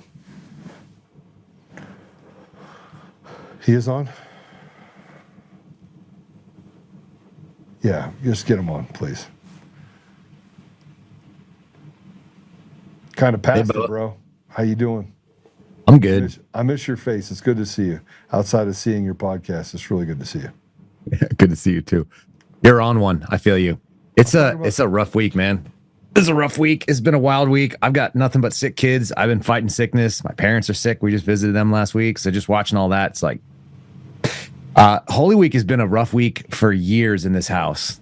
And this March, April season has been rough. I don't know if you know this, but like the day after Easter in 22 is when they took my badge. So that's when my suspension started. I know that. Yeah. And so a lot of this, like this in my calendar, this season, to make sure that's the day that I'm like there. I literally have a plane ticket to fly in. I was going to come surprise you. But then you said your kids are sick, so I'm like, maybe I won't surprise them. Yeah, no, you don't do that. I mean, obviously it's on the lunar calendar. April 23rd was the time in 22. It's earlier Easter this year, but it's rough, man. No, I thought it was the 21st. Hold on a second. Could be the 23rd. It was the 23rd. It doesn't make that much difference, but I think that's what it was. Seems right. Are you looking at when was Easter in 22? We talked about this on a show, and I put in there that it was the day they took your badge. Yeah, I guess it was the 18th was the day they took it, and the 23rd was when they called me back, and that must have been the Friday when they gave me the 18th is when I paperwork. took it. The 18th. Yeah, because I have a flight in on the 17th. I was literally going to surprise you and come down. And Don't do it. Why? I mean, you can come surprise me, but you don't need to surprise me. I was literally flying in, and well, they better be well by then, man. If we're still sick in 2 weeks, they'll be terrible. It's been kind of a long couple weeks, but I'm just watching the madness happen right now. I'm so tired of people saying that something's going to happen and it doesn't. Rule by tweets thing. It's horrible. How many times that I've had people that are as close to the pin as possible that call me and say, "Hey, Joe's ever," and then I get a phone call last week and they're like, "Joe, you have no idea what chaos is. It's absolute pandemonium." And there are people that literally are sabotaging things on a daily basis, that they are literally walking in and throwing hammers down and lighting fires and doing everything they can to distract President Trump. And just before he actually... I know, you like Trump a lot. I don't care one way or another. I care about outcomes. And what I see is an old man who's tired. He's never been more tired. He's never been more old. It's starting to catch on him. That was the dumbest speech I've heard. I listened to that last night. I was like, who's the audience for this crap? He bragged on things. There was a drinking game someone just sent me, and every time he said that like no one's ever seen before, the guy drank and the guy was hammered, but in 9 minutes, because it's a 9-minute long speech where he said it 20 times. That's like alcohol poisoning for a grown up. It's tough. It's tough listening to him. Like he does the old shtick, and he's bored with his own shtick. He's like, those are B-2 beautiful bombers, the most beautiful bombers. It's like, what are you doing, man? Like, go do the things you said. You have a domestic agenda. There were 20 promises. You made them to the American people. We all believed you. You don't need to get all of 20 of them done. You got to make progress on some of them. The top 10 should be a no-brainer. Make America affordable again. You don't go bomb oil countries. You don't go pick a fight with somebody that can't. They said it yesterday. They didn't have the range to be able to hit anywhere in America. So what the hell are we doing going after ballistic missiles? Why are we engaged in a fight that's not ours? I mean, it's just all that stuff is gross, man. So anyway, the Tina Peters thing, everybody's got their own fight. That one's pretty nasty. As you said, he's tweeting about it. Yeah, it doesn't make sense to me. Is that what serious people like? No, if I told you, you just take it. If you called me up and you were like, "Hey man, I got a real serious problem," I go, "What is it?" It's like, "I can't get to Denver and my wife's sick and I need to get up to Colorado. I'm in San Antonio. Can you help me?" And I go, "Yeah, let me put out a tweet real quick." You tell me to go pound sand because that's a stupid thing to do. That has nothing. I'd be like, "Oh, well, I got the ability to either buy you a plane ticket or I'm going to come drive you myself if we got to get it done. Like, we'll make it happen, right? We can hire a car. I can do it myself, or I can pay for a flight. We'll solve that problem as needed. I'm not going to write to the internet about it. It's just such a bullshit way of governance. It's such an unserious organization. We look in and we've got unserious people doing the most serious things in the entire world. They fired Pam Bondi today. I got notice of that happening hour or two before it happened. I had some other people reach out and tell me last week. Yeah, well, people are telling me Kash Patel's next up, and it could be today, and it could be next week, and there's like some conflicting things. But there are people that are in positions that know stuff, and whether it happens or not, like I don't even care. We have unserious. We just lost the Homeland Security Secretary because she took a $250 million to do dress up and to share advertisements in an image campaign so that she could run for president, which is what everyone's been telling me from DHS for like the last 18 months. And then right after that, we exposed that her husband was wearing fake silicone boobs and paying chicks to watch him, beat it. And then we find out that the FBI director has a porn account that got hacked by the Iranians in 24, and they just now decided to embarrass him. So we have FBI Director Spider Cash on X videos logging in while he's flying in the private jet. It's like, can we just have some grown-up adults in a Republican administration? Would it be so hard to hire people that don't cheat on their wives, that are actually married and they meant it, and are in adult ages doing adult things in adult ways without all this like villainy? And the answer is like no. So anyway, I it's hard to watch it, and then you watch some of the really evil shit. Like you watch what's been going on to my friend Steve Baker. People think all these people are the good people because they tell them what they want to hear. Where's Glenn Beck? Glenn Beck said that the story that my friend Steve Baker introduced, this goes back to October of last year, was the most damning scandal in the history of this country, certainly in the last 100 years. Those are Glenn Beck's words. You can go find them on an AI search. Very easy to find. Brought on my buddy, told him that he evaluated the story, and then he started getting phone calls. And the people from the administration called him up. and he abandoned his principles immediately because they're all gutless. They have absolutely no sense of honor. They have no sense of principle. They all want to be close to power because there's a ton of money in telling people what they want to hear and not telling them the truth. And so what do? They fired Steve Baker. They fired Steve Baker yesterday for doing the right thing. They're going to settle with a woman who failed a polygraph that the FBI saw. And they're going to send a mentally disabled guy. You know, he's a high functioning autistic guy, but he's not right. And here's the crazy thing. People in his neighborhood, federal agents that live next door or within a few feet of this guy's front door know that he doesn't have the mental wherewithal to accomplish the task that they claim he did. And it took 2 hours to break him in an interview room. Meanwhile, a woman who actually showed deception was indicated as being deceptive by an FBI polygrapher who does it for a living. That lady was immediately ignored within 6 days because they needed a better, more convenient patsy.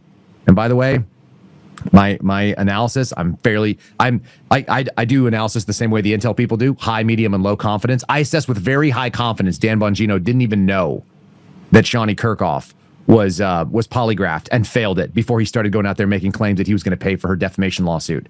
He told people like Tom Massey that he was going to clear her. Hold on a second. You know this? He said that, but then he went after Tom Massey. He went this whole video about Tom Massey and the fact that he should be thrown out and pro APAC. This is just today. Put on.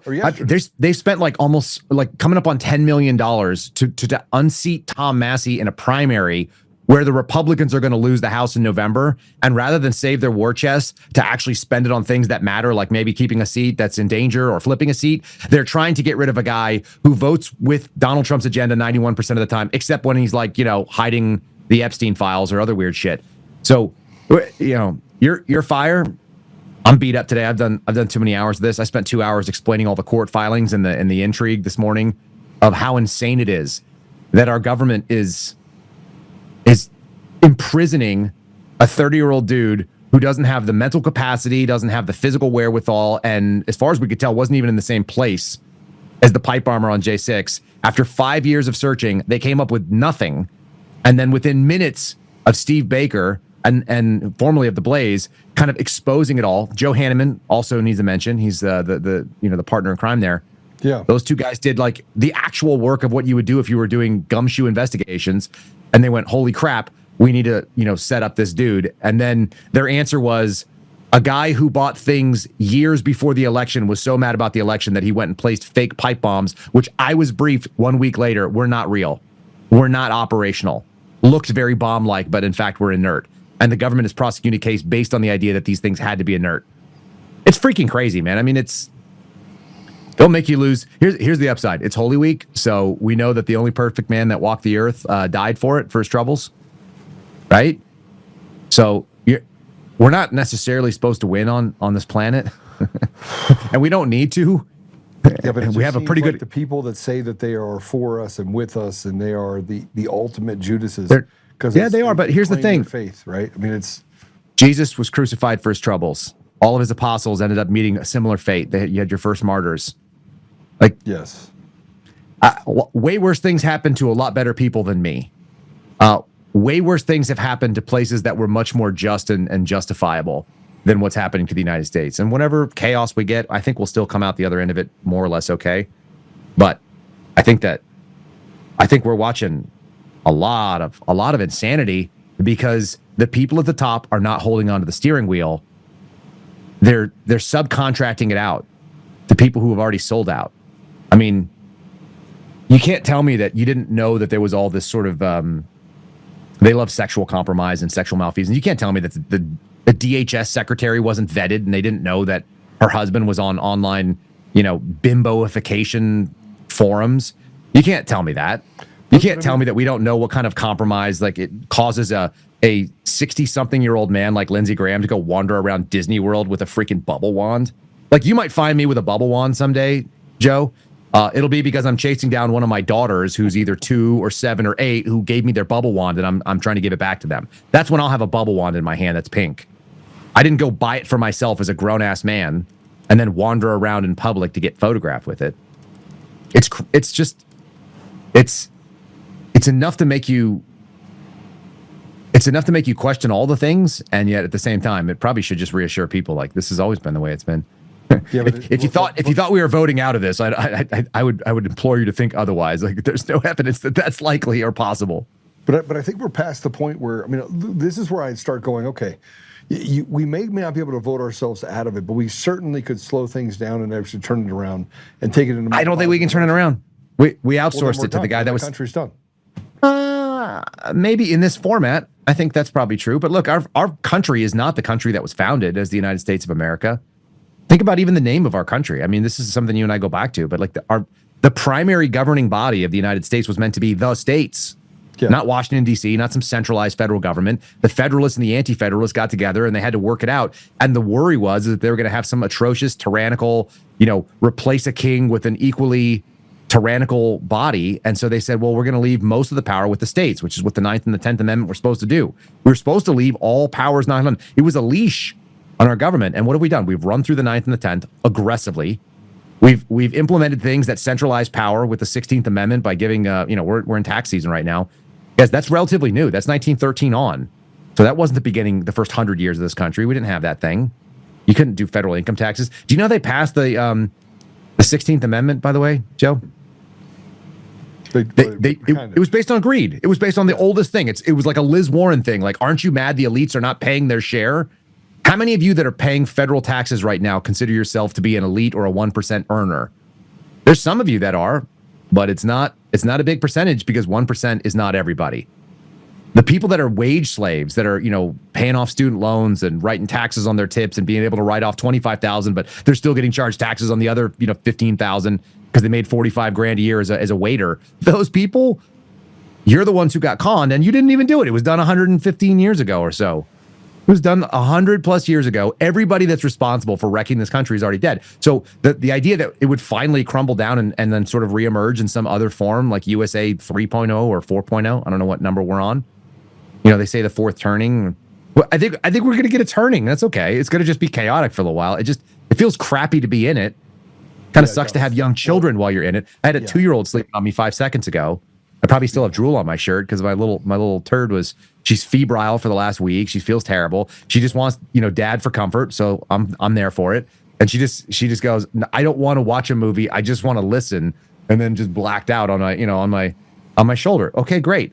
It's tough to have a little baby who's barely sentient going through a wild time in American history. And at the same time, it's like, well, that's it. Everybody has gone through, people have gone through the Black Death. People have gone through turmoil and upheaval and, they've gone through revolution and wars and centuries of it and so on. It's like, okay, fine. This is our time. So be it. Sucks, but this is the lot we drew. And you don't choose it. No, we didn't choose this. I mean, I think we chose the opposite. I mean, I grew up in the 80s and 90s. That was when I was a kid. And so my thought is that we had it pretty darn good. It was if somebody awesome. was like, hey, how do you want your kids to grow up? I'd be like this. I mean, dude, I have a tape player. I have a cassette tape player, and I have boxes and boxes of cassette tapes. My wife bought them off eBay, so my kids can have similar technology experiences that we had. They have no access to the internet. My 8-year-old has never done anything on the internet other than she's like watched some videos that my wife has queued up on YouTube for her homeschooling. Like, we're really aggressive about trying to make that. Like, my kids build forts and are making their own kites, and we're doing they're baiting hooks and fishing. Like, we're trying to do that. Yeah, that's all true. Yeah. I think that what we said about going to Montana, we just got to make it happen. Bro, I'm watching. Here's the other thing. The craziest thing is with Pam Bondi out and Todd Blanche being the top person, the folks that my team that has a lawsuit against the FBI is negotiating with, they're Todd Blanche's people. They answer like essentially directly to him. And for all the hatred that has come down on Tom Blanche, he's never done anything to me. I know people. I talked to Alex Jones and he's mad about it. I know other people say that he shut down Ed Martin and it's yeah, all these things, but he's never done it to me, and I don't know that he's the one who's driving it. I really don't, because I just don't know Todd Blanche. And when I listen to him speak, he sounds smart, he sounds reasonable. The people that are around him seem really decent, and as likely as not, he's not actually the villain. We often find out that the villains are not the people we think they are. Well, I mean, I actually like Susie Wiles. That's what people say. Crazy, and they're like, she might be great. She's terrible. She's terrible, and I'm like, how is she terrible? I have no There's a idea. woman I've that never is- met her. That has lived in this world with President Trump in a dog-eat-dog world. She survived it. Chief of staff, has been able to kind of migrate or mingle. If it wasn't for her, President Trump wouldn't have had access to the information that showed how the elections were going to be stolen in 2024. She was ultimately the one that took it to President Trump and said, here's what's going to happen, and took it to Elon Musk and said, help. Right? So consider how dangerous that is, that we have a woman who should be retired. Yeah.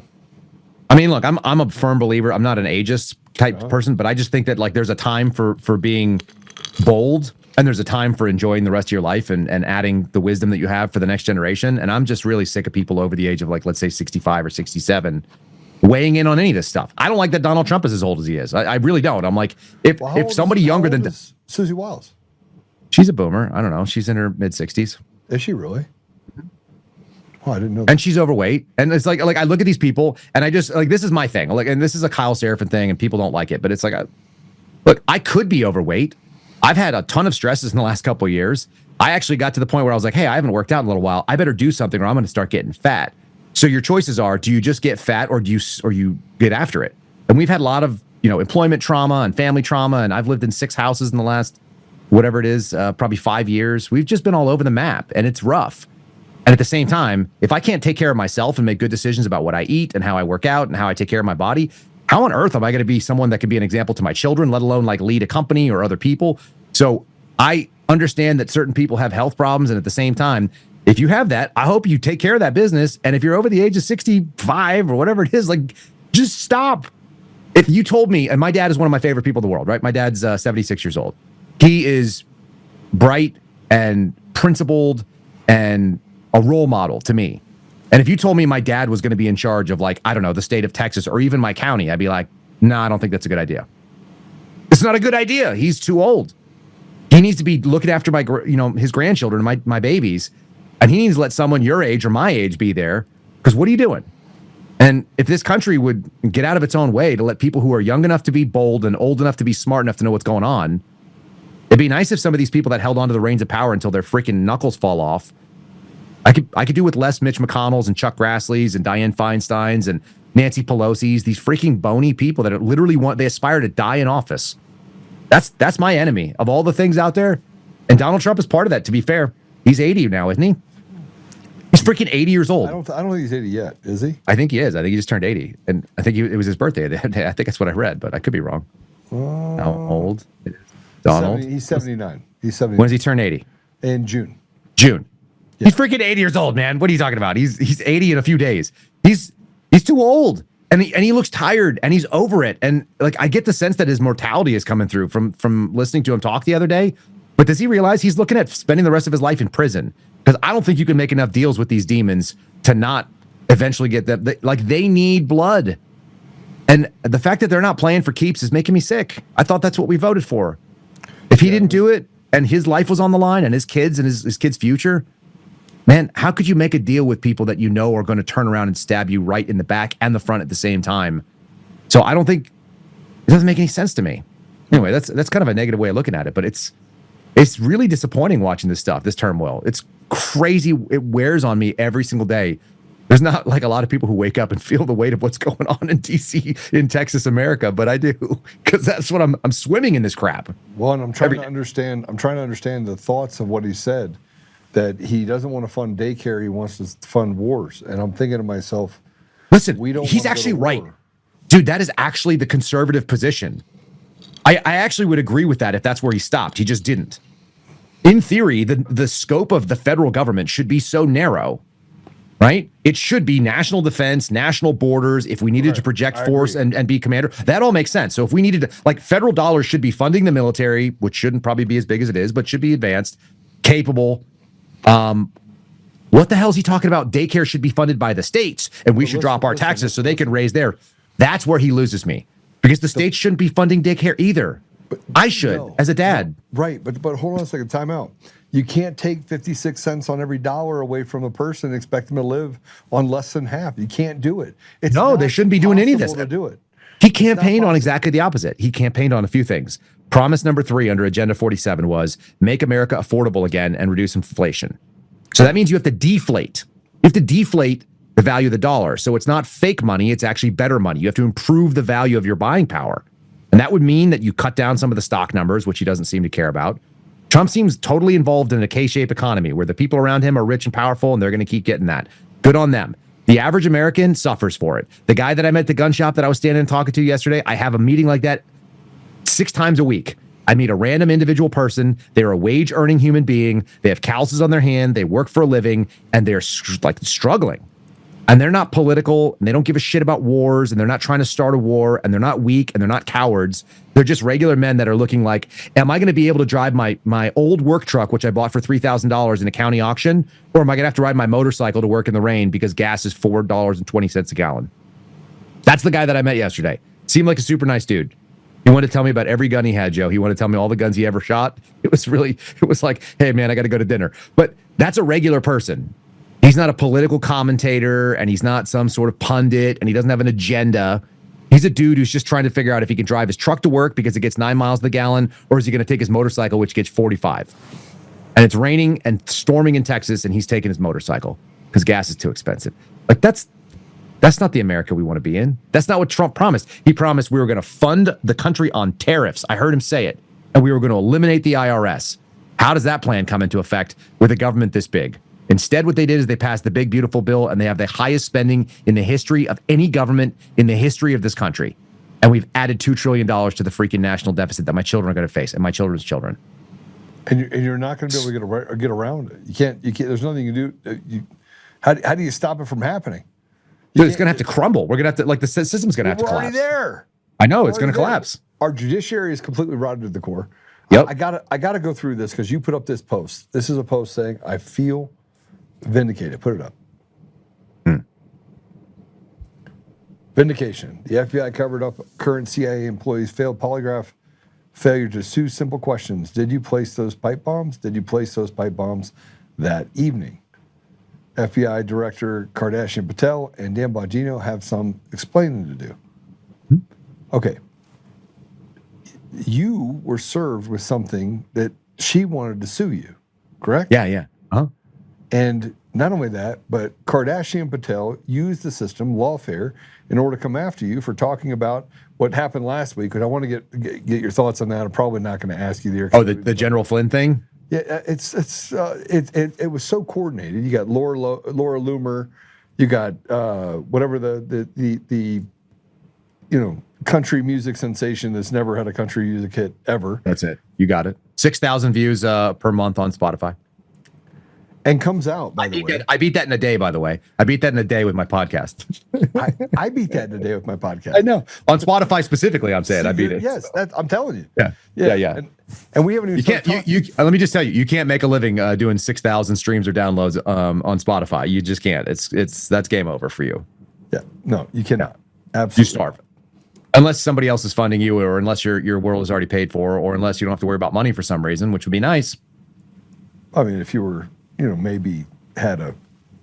I don't know what the answer is. Look, I don't need to know the answer. The funny thing is what I was sued for was something that I corrected the next day because I had her confused with somebody who she worked for who looks just like her. They're both pretty brunette women with the same facial structure. One of them turned out used to work for the Israeli government, and the other one worked for the person who worked for the Israeli government and was doing the same stuff and was covering the same material. Either way, they're both public figures because they both run to TV. They both run to podcasts. Right. Alexis Wilkins, the country music sensation, she's just relaunched her podcast. She's looking for TV hits left and right. How do you say that you're not a public figure when you're seeking attention on national media and you're weighing in on your computer programs that she allegedly created to be able to track like sophisticated botnets that are foreign influence campaigns, which I totally believe that she was able to figure out on her own because she's super smart about how to deal with computers.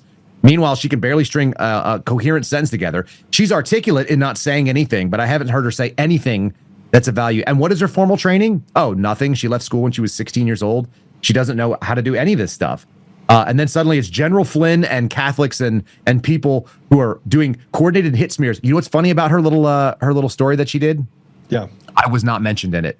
Neither was Sam Parker. Neither was Elijah Schaffer. All the people that were sued were not brought up in it because I'm sure it would be devastating to their case for her to make the claim that some foreign intel service was actually pushing the story that we just happened to talk about. which, by the way, it was everywhere with millions and millions of views. And my view that I still think that she's a Mossad agent. I still do. You can. I don't know one way or another, and I don't really care. But I can think whatever I want. That's your I can opinion. say what I think. I'm allowed to have an opinion. And I think that you can't have a coordinated effort with Laura Loomer, who, I don't know, is it Larry Loomer or Laura Loomer? Might actually be a Mossad agent. She certainly takes up for the case. Listen, she actually takes up for the case of Israel one way or another, and she seems very dedicated to it. Despite some funny history, despite she's not religious, she's not particularly moral, as far as I can tell. She's certainly not conservative. So you got all these people that are not conservative, don't live by conservative values. They're not faithful to an individual spouse, or they're not married at all, and they're just running around doing God knows what with their genitals. And whether they're wearing fake boobs and paying for someone to watch them touch themselves, or whether they're out there flying all over the country in a private jet and beating off on our tax dollar while they're streaming the internet service that we put into a private jet. Like, I don't know what these people are up to, but I know they're scumbags, and then I know it has nothing to do with me. I know none of those people would be my real friends, which is why we're not friends. But apparently we're the problem, Joe. I'm the problem. You're the problem. Yeah. Tina Peters has got to sit in prison. She's got to sit in prison when he is the leader of the free world. And yeah, look, if you're going to waive things, which they've done plenty of, if you're going to do executive orders and then challenge it and try to bring it to the Supreme Court and try to make precedent, how about you go drag somebody out? Like you said, bring the United States Marshal Service, show me a local sheriff, show me a local detention center that's going to resist a team of marshals coming in and taking somebody out. Here we have it. This is a marshal's detainer. We are now removing this person. She's being remanded to federal custody. And she's now, so there's precedent. Out. There's precedent. Yeah, they've done this before. Yeah, this isn't the first time. They've done it for a lot of different reasons, to include things where they said the supremacy clause, it now trumps anything you're doing. This is the same reason why you can't arrest a federal agent for breaking a state law. You're going to, there's ways that they can make this happen. Now, would it be a fight in the courts? Yes. Do we think the courts are fair? No. So get her out. It doesn't matter. Like what? She'd already be out at that point. She's 71 years old. She'd be out at that point. That's the whole point. You'd walk in, you'd have her out, and then they can do whatever they want. They can go to any court. President Trump do whatever paperwork you want to do to figure it out. Knock yourself out. And President Trump could be like, I don't really care what you say. This is why there's a problem. Because either we have state supremacy where the state actually does have the ability to do things that are tighter than the Constitution, right? For example, think about this. You can do things that are tighter than the Constitution in your state of Colorado. Can you not? Yes. They can limit the Second Amendment aggressively. Is that appropriate? Yeah. They shouldn't even have federal laws that limit guns, but they do it at the state level. They should be able to do it at the state level if that's what they're going to do. But it says, hold on a second, time out. The Constitution very clearly says that what is not enumerated in the Constitution is left to the states, which means the Second Amendment should be off limits completely. Well, off limits to the federal government. It says off limits to the federal government. Hear me out, okay? That all changed when they had the 14th Amendment, which they broadly interpreted in a lot of different ways that are completely ridiculous. That's when they started flipping things on their head, and they said the federal government's rules, anything that happens federally, is required to go statewide. Well, why is it pick and choose? Why is it that we have freedom of speech and we're willing to have a Justice Department that fights for free speech in certain areas, but not in others? It's willing to fight for gun rights only sometimes, but you're going to see it limited in others. There's all these like ridiculous double standards, and it's basically like what's most appropriate for the people that are willing. What fights are we willing to take on, and what fights are we not willing to take on? Which rights do we think are not important in this particular aspect? At the end of the day, you should be allowed to be an anti-Semite in this country. Doesn't mean that we want to be friends with you. Doesn't mean that I think what you're saying is nice. Doesn't mean I'm going to let my children listen to you. But you're allowed to be a hateful, bigoted a-hole. It's a protected right that there should be no things. And if we're going to say that you cannot infringe on speech, then why on earth are we infringing on the other liberties? Why do we have a bunch of different exceptions to the Fourth Amendment? Do you realize that there's Fourth Amendment exceptions that are used every single day, and they can actually be implemented? Like they can ignore the Fourth Amendment if they say you have an open field. Are you kidding me? Just like seriously, if you own property and you don't have the right kind of fence that they determine is meant to keep them out, like a barbed wire fence, if you can see through it, then they can climb through it. If they can see, then they can walk on it. What the fuck are we doing here? Like, we don't even have property rights in the country in a meaningful way. And so either you can do that at a state level and you can't at the federal, or you can't do it at all because the federal government should actually be the supremacy. It should be law of the land. But we don't even have consistency on that. So we just look at all this stupid stuff. Donald Trump was right about birthright citizenship. He's correct. The context of it should matter.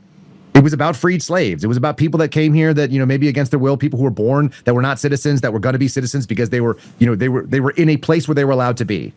And that could be the case for people that have lawful permanent residence in the United States, right. LPRs, the green card holders. Those all make perfect sense. Why does an illegal alien get to come out, squat, drop a baby, and suddenly we have to pay for that person? Why do they get benefits? Why are we paying for their daycare? It's just nuts. Like, our system is so rickety and it's so unstable because the logic that holds it together is illogical at every level. The top that we live on, which is like balancing on, it's like a freaking a Dr. Seuss book, Did those make you uncomfortable when you were a kid? You'd see the Dr. Seuss tower, and it would all be like hinged on a pin, and they'd build up this crazy shit, and you're like, oh, that offends me visually to know how top heavy the system is. Yeah. 2026 America is built on a foundation that is this narrow, and it is 50 feet wide, and one shift to the left or the right would make it fall over. And for whatever reason, the wind is not knocking us over yet, but damn it, it's so close. It's getting close. It's not going to take much. It really won't. And I don't know what it'll be. It could have been January 6th. It could have been COVID. What we find is that people are actually really, really scared because the one thing that people don't want to do is upset this rickety scaffolding because the chaos is unknown. That's scary to regular men. It's scary to men who have little kids. We're basically lulled into complacency, so we don't have a 1776. We don't have some sort of like, hey, F this shit o'clock. Can I even say that? F this shit o'clock, I guess is what I should say. You just said, yeah. I know. I swear I might as well swear twice. It's that time. It's been that time. It's been that time probably since 2008. I remember one of my cousins was talking to me. He's my money guy, and he tells me what's going on in the markets, where gold is moving, and he goes, it's pretty clear, man, that we had an opportunity to reset the deck and get a full reset in 2008, and the government f***ed us all. Totally. And it bailed out people that should not have been bailed out. It took the opportunities from your generation, from my generation, we're a couple of years apart, right? We should have been able to look in and for pennies on the dollar bought up the massive infrastructures of banks and car manufacturers and real tangible mechanical things in this country. And instead they bailed those people out and they took our money to do it, and they saddled our children's children with the debt. That crazy shit is going to take another 20 years to get another opportunity like that. Or we'll have a black swan event. And that could happen because we decided to have a black swan event. I mean, I think so too, because we had a guy that said he was going to come in, he was going to be the president of peace, he was going to run on an entirely domestic agenda, and 18 out of the 20 promises he made to the American people during his candidacy was all about solving things domestically. And then he decided to kick off a war in Iran and kidnap the president of Venezuela. Like, the shit are we doing? We got Lindsey Graham and Mark Levin are now the right guys, and we're the bad guys for saying, like, hey, I just believed what you said the last time you said it. I actually believed on the thing that you were running on, not this crazy shit you're doing today, and you're the bad guy. Yeah, so and Tina Peters. And it's not. I want to pivot from Tina Peters because I think I'm just saying you could just touch base on anything that is important to you because it'll just remind you every time. There's a guy named Brian Cole Jr. Yeah, Brian Cole Jr. is still in prison. He's an autistic black guy without the ability to plan the event that they did. The person that was the most likely candidate failed a polygraph about that, and they went after Brian Cole Jr. 6 days later because they already had an outcome in mind. It had nothing to do with what was actually the truth of the facts. And it looks like the members of Congress, the United States Capitol Police, and the ATF, probably in coordination with the CIA, staged a coup that basically overthrew American freedom for 4 years, where you could not be an advocate against the incoming administration, which, as far as you tell me, and I believe, was probably a stolen election. I know I just haven't evaluated the facts. It's not my thing, but I believe you. I think it's true. Okay, so you're not allowed to question that because there were pipe bombs that we created. Yeah, you know the elections were stolen. I haven't done the math myself, is my point. So look, I will listen to people that I think, like, I will outsource my authority or my opinions to people that I trust on things when I can trust them. And I don't think they did it logically or fairly. I think all the elections are stolen at every level. That's my belief. Yeah. I don't have the math to back it up, but it's my belief. But if you sat down with me and he's like, Joe, I'm sure of it. Joe, I'm just telling you, okay, like, my eyes just glaze over on it, and I just go like, I believe you. And you don't have any reason to lie to me. And like, there's like, what do you have to gain for saying something that's not true that doesn't affect, like, neither of us can stop. Yeah, it's like, I think, but both of us are built like the same way, same cloth. It's just like, I have a limited attention span. I focus on the things I can. I trust certain people in small instances where I go, yeah, this is the person that I listen to on that thing based on previous vetting, previous experience. Everything you're saying also aligns with all the other things that I know, which is that the FBI didn't investigate election fraud, that they were only interested in one kind of thing, voter suppression. not, voter duplication, people making up things, computer theft, all that stuff. I know they didn't investigate it. And if we weren't going to do it as the FBI, who the hell was going to do it? The answer was nobody, which is what happened. So anyway, I can look at those things and say, no matter what base you touch, whatever your bugaboo is over the last 10 years, you can look at Anthony Fauci's still running around. And he hasn't been arrested. Right. Then and what was the whole thing? They said the COVID trial and all the tests that they did where they found out who was going to be loyal and who was going to be a dissident problem. They were never going to try the same thing again. You've never seen the hijackers try to take down a building again. That's not what you do. You find something that's successful and you find the next weakness. You need a 0-day exploit. You don't go find like a previously used exploit that's already been covered over. That's already got defended. You got to find a new one. What's your novel path? It'll probably be something about fuel prices. It'll probably be something about energy. Americans are so reliant on there. What happens when you move, fuel past $5 a gallon? We almost found out for the short period of time that it was like that under Joe Biden. The national average was over $5 a gallon for only a few days. There were a lot of people that paid more than that for a long time, but the national average was only up for a couple of days, which means people in my area, people in New Mexico, people that were in, Alabama and Florida and Mississippi, like they didn't hit it for that long. But imagine if they did, because that's how long it only has to last for 60, 90, 120 days. And then the downstream costs would have been crippling on everything. And they go forever. It's like you increase the cost on fuel and diesel. You've now increased the cost of food for the next growing season. You increase the cost of food for the next hatching season for eggs, for your livestock season, for beef and for pork and for whatever else, like your chicken. Like it is crazy how much fuel prices will bump up everything in your life because everything is delivered to you. Everything. Well, I mean, energy prices. I mean, that's the number one thing that helps with inflation or stagflation, right? It's the one thing that we can control everything else through that. That's what's like that. Like that's what the speculators were saying. Like the next time that they hit you for something for compliance, it'll be that. And we've done it in this country in the 70s. It was before my lifetime, but people had alternating days when they were allowed to fuel their vehicle. We've done crises where we've tightened down because we didn't have the ability to either buy or the ability to fill pumps. People saw what that was like. We just were in an un-internet connected time. Imagine the sophistication of what we can do for information and the amount of panic you could put on people and the reliance we have.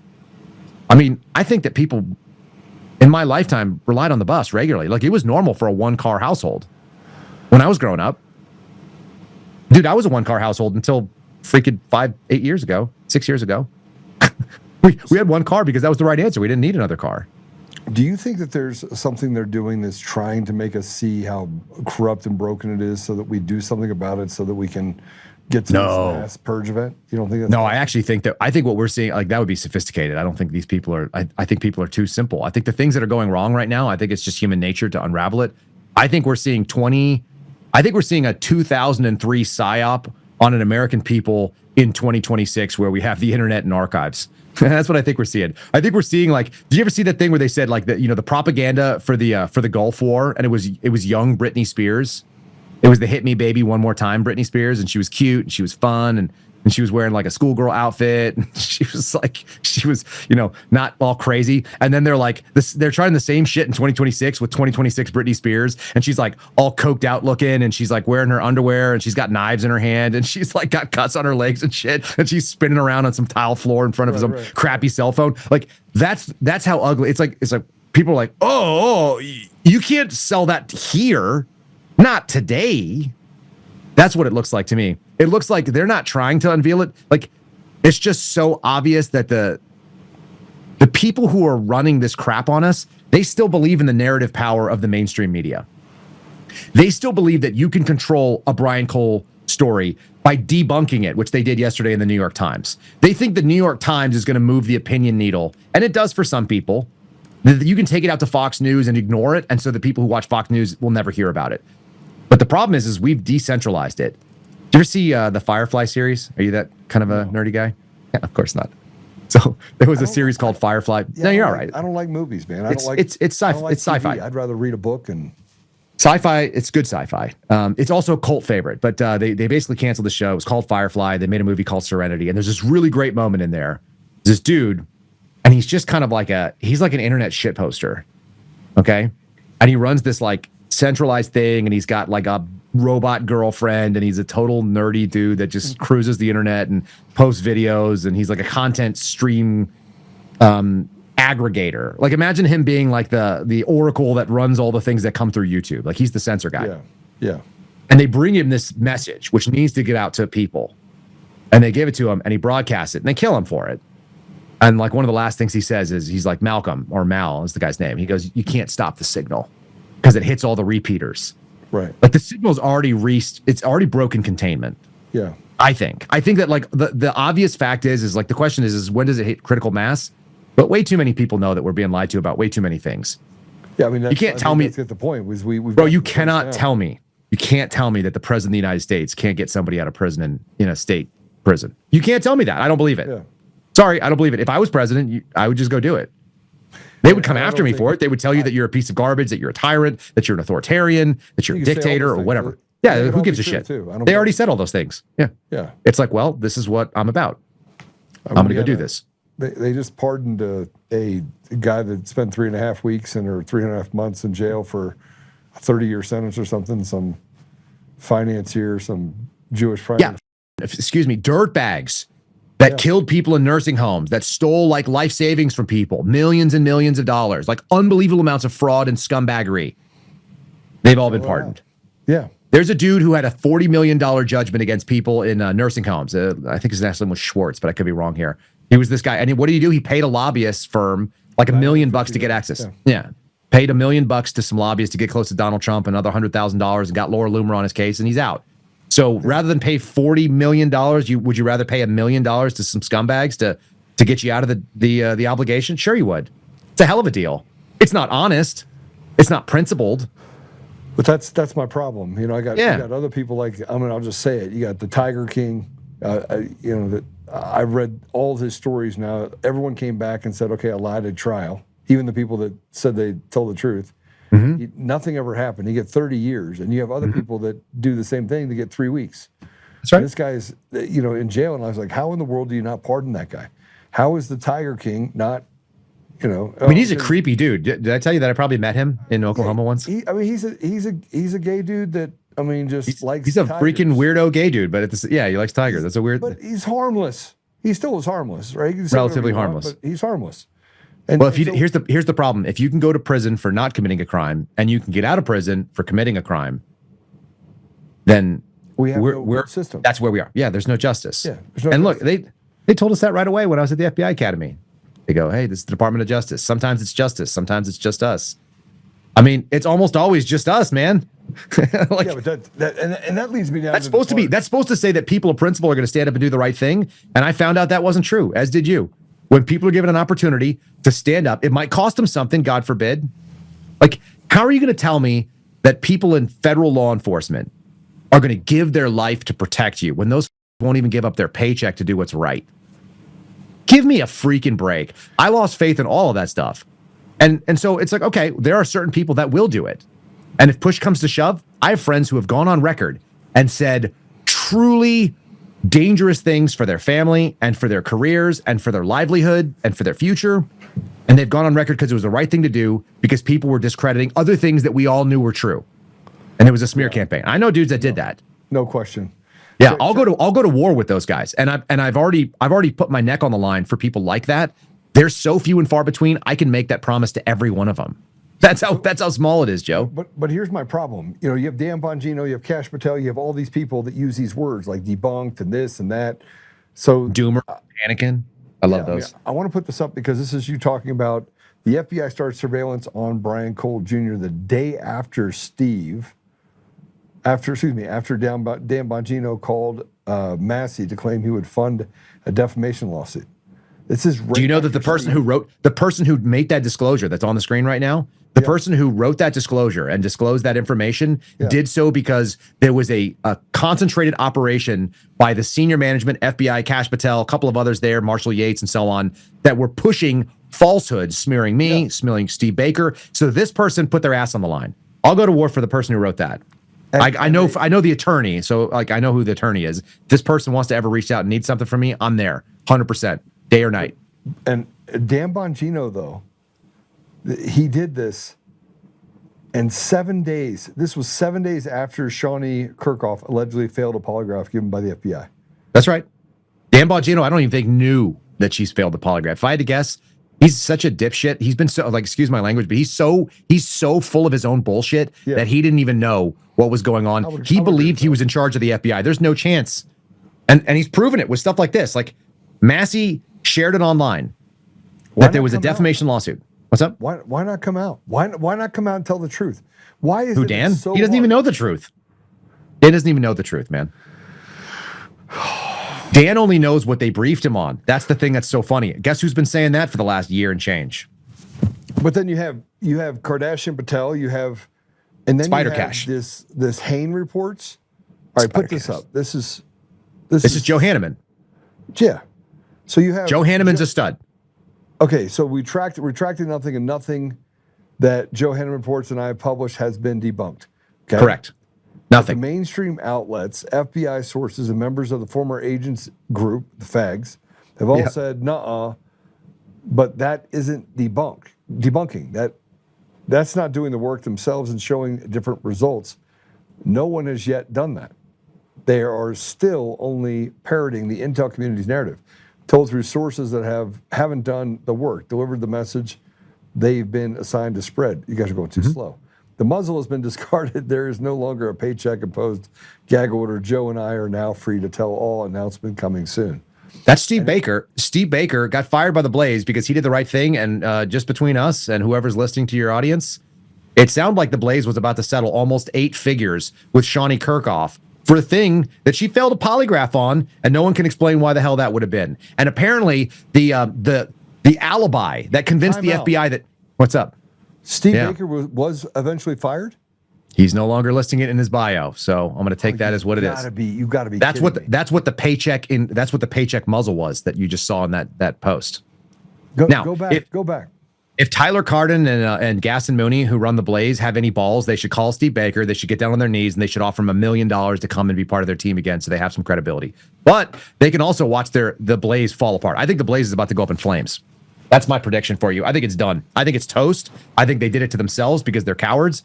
And cowards die 1,000 deaths. Why did he do it so? Why is Steve Baker not come out and say they fired me? Well, he had a major outlet that's about it right now. I know. Everyone's kind of putting it together. He has a major outlet that he taped a 2-hour interview with, and if that major outlet doesn't air the special in like the next 24 hours, then we'll go blast them. But end of the day, he told his story for several hours, and as far as I can tell, the cowards and the pussies that are behind this smear campaign, they've been all on the phone, getting in people's ear.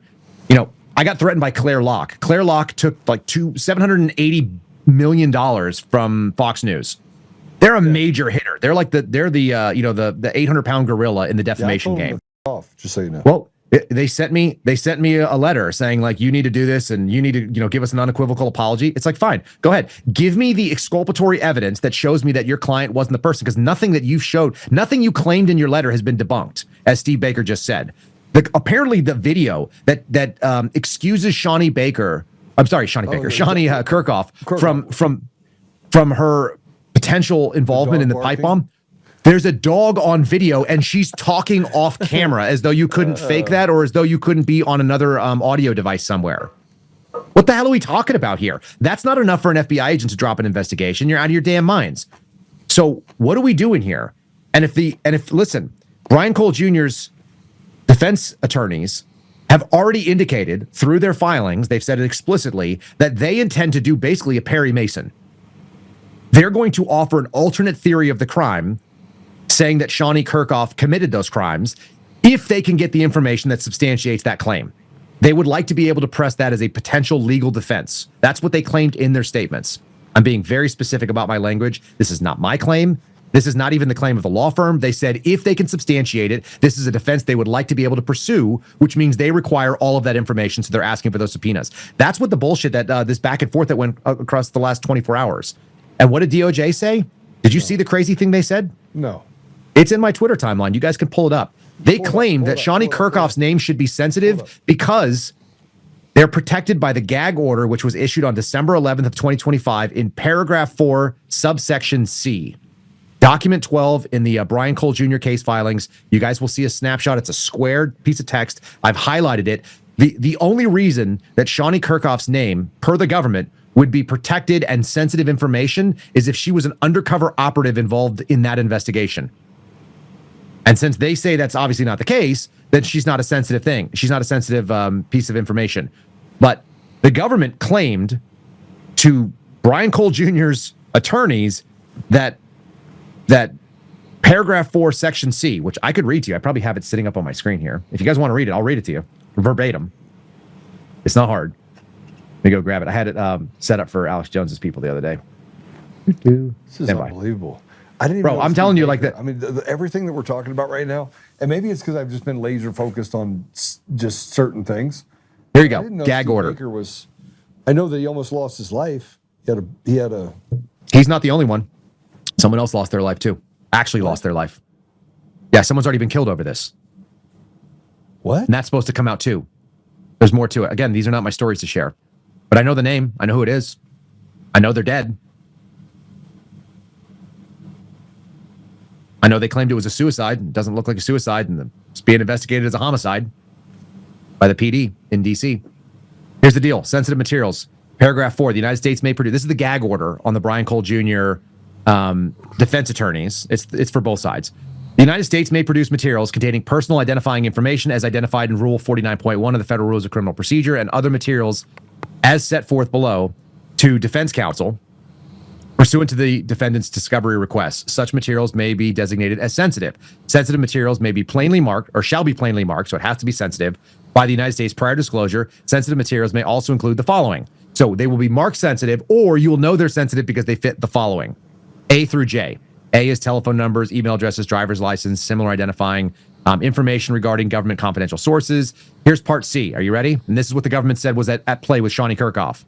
Identifying information, including true names and photographs regarding government sources who acted in an undercover capacity with respect to this investigation. That's the entirety of C. That's what they said was at play with Shawnee Kirkhoff. I don't know if they were trying to like snow the judge and say that they were using a narrow definition and they miscategorized what that meant. They just forgot they wanted to put a period. Well, that's what they said. They told the defense counsel. They said that they told the defense counsel that's identifying information, including true names. But the defense counsel, reiterated, hey, by the way, the rest of that qualification is photographs regarding government agents who acted in an undercover capacity. They used AI. They're a $2,000 an hour attorney system. So isn't that crazy to find out? I'm sorry, the federal government's not. DOJ, yeah. They might have. I mean, they're Jocelyn Ballantine. She's the one who's handling and looking at this case, and she's subbed it out to another guy named Charles Joan. Ballantine was the prosecutor who went after Michael Flynn and Enrique Tarrio. So tell me that this solution is done. Tell me we've de-weaponized government with Donald Trump. Tell me that. No, and again, touch the base of your choice. Tina Peters, election integrity. There's no SAVE Act. Brian Cole Jr. is in prison. I don't even think Shawnee Kirkhoff did it maliciously, by the way. Like the indications that we have from what like the most plausible story, if she was involved in this, I say if, because I don't have 100% what she did or what, and probably told it was a training exercise. I mean, imagine this, Joe. I come to you and I'm like, hey, man, I need you to do this thing for me. It's a big favor. No big deal. Like, we've done it a million times. Can you go and you hand this thing off to somebody that's a friend of mine? And you're like, oh, yeah, I know that friend. Like, I asked you to give something to my friend Peter. You met Peter. So can you give this to Peter? And then you find out, like, I probably should have asked a little bit more about this because now there's a reward out for Peter and there's a reward out for the thing that I gave him. And I'm pretty sure I gave him either some sort of dirty bomb or weapon system, or I gave him some drugs or whatever contraband it was. And then I call you up and I go, hey, Joe, thanks for your help. Really appreciate it. You're never going to speak of the fact that I asked you to do that again. And by the way, if you do speak of it again, you're never going to speak to anybody again, and neither is your family. And by the way, I'm not just Kyle Seraphin. I'm now some federal government agency. Fill in the blank, three letters you like. You just said that they, because I've seen them threaten, I've seen the government threaten people's families. I've seen it. I haven't, but I believe you. I believe you because we're living in a world where it's all upside down, and the government tried to say that you can't say this woman's name because it's her true name, and forgot the fact conveniently that it only matters if she was a government agent who was undercover. What the F are we talking about? Look, and here's the thing. It's just as likely that the federal government did a crappy job on making their argument and they can't actually argue that this is protected information. It's just as likely as that's true as she was an undercover and they accidentally let it slip. That's also possible. I don't even know if it's even probable. At the end of the day, we're dealing with evil people using basically the banality of evil.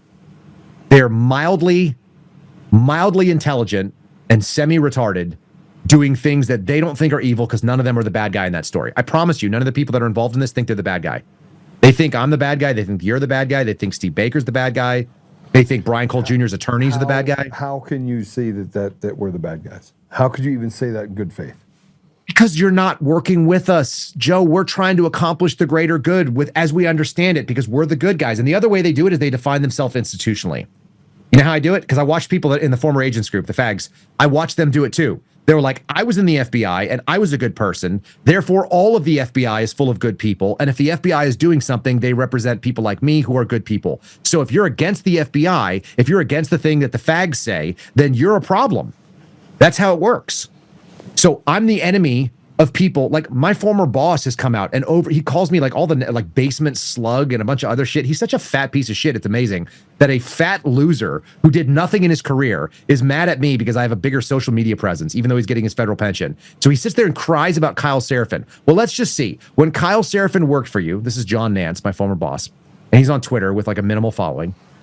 John Nance, my former boss, when he had an opportunity for me to work for him, which I was his subordinate, he gave me 3 awards, and he awarded me, and he named me as an excellent employee on the rating system. Excellent, whatever, standard, meets expectations, subpar, or like needs improvement, or whatever the hell they had. They had 5 levels. I was an excellent. I was the top.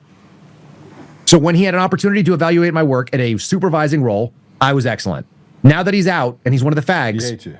he hates me because I'm pointing out that his former agency is dog shit, and he doesn't have anything in his career that he can hang his hat on. Like, this is the great work that I did. He's only got the reputation of the FBI.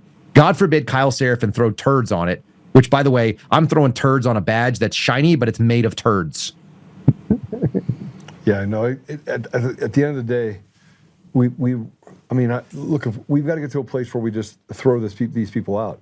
I look at the Black Robe Regiment. I look at the creating an environment where we have vigilante justice. I look at all the things that through history, and I'm not saying that we're doing this. If you look through history, these are the things. But these are the things where, I was talking to Dale Comstock before you came on. Before Stephanie came on, before you came on, and I said to him, it only takes good men to get a case of the kids. Right? We're this far. Yeah, I don't know who's going to be the first mover. I don't want to be the first mover if I can help it, but I'll tell you, I already know what my red lines are. I already set them up. So did you. So red lines. My red lines we're getting close to them. We're real close. Yeah. They're very personal. I'm not marching to war over some nebulous idea, unfortunately. And there's some nebulous ideas that are probably worth going to war over, to be fair. I'm not in the position to do that with a 2-year-old and a wife that's dependent on me. Yeah. And a 5-year-old who's trying to figure out what's going on and trying to build parachutes out of freaking plastic bags and stuff. Like, I'm doing dad stuff, but like I will have to not do dad stuff and there's a lot of me's out there. I'm not into it. It doesn't sound cool to me. It sounds awful. It sounds like the worst possible outcome. And yet, like, I'm sitting here talking to you about it because the alternative is that. And I probably am running a fever right now. I'm just sitting here thinking, like, every time this year I get the shit beat out of me by just getting worn down by all the I don't know why the crazy things happen during Lent, but the crazy things have happened during Lent for the last 4 years in my life in this country. And the bad part is we sit here and talk about it. We can see it, smell it, touch it. And you look over at other people that can't see it, you're like, man, I don't know whether to feel sorry for them or be jealous of them for being so oblivious. Thinking to myself, I don't know if I'd want to be oblivious, but at the same time, I'd like to look at people and not think you're a bunch of retards. All of you retards. The key is to not be mad at these people. Yeah, I'm not. I'm past it. Occasionally we are, though. You are and I am. Yeah. Let's be honest. Occasionally we are. Yeah. So just so you know, I do. Oh my God! I'm here. You want to know? You want to know what I'm mad at? This is what gets me going. Pam Bondi was fired. You know what I see? One of my responses on social media. She's not fired, Kyle. She's just serving in a different unit under Donald Trump. She went from a cabinet appointed position. She's not doing that anymore. You're retarded. Private practice. It says private practice. She's done. It's the same thing as saying that you took the Secretary of Homeland Security and now she's in charge of the Shield of Americas, which is a job we just made up for her.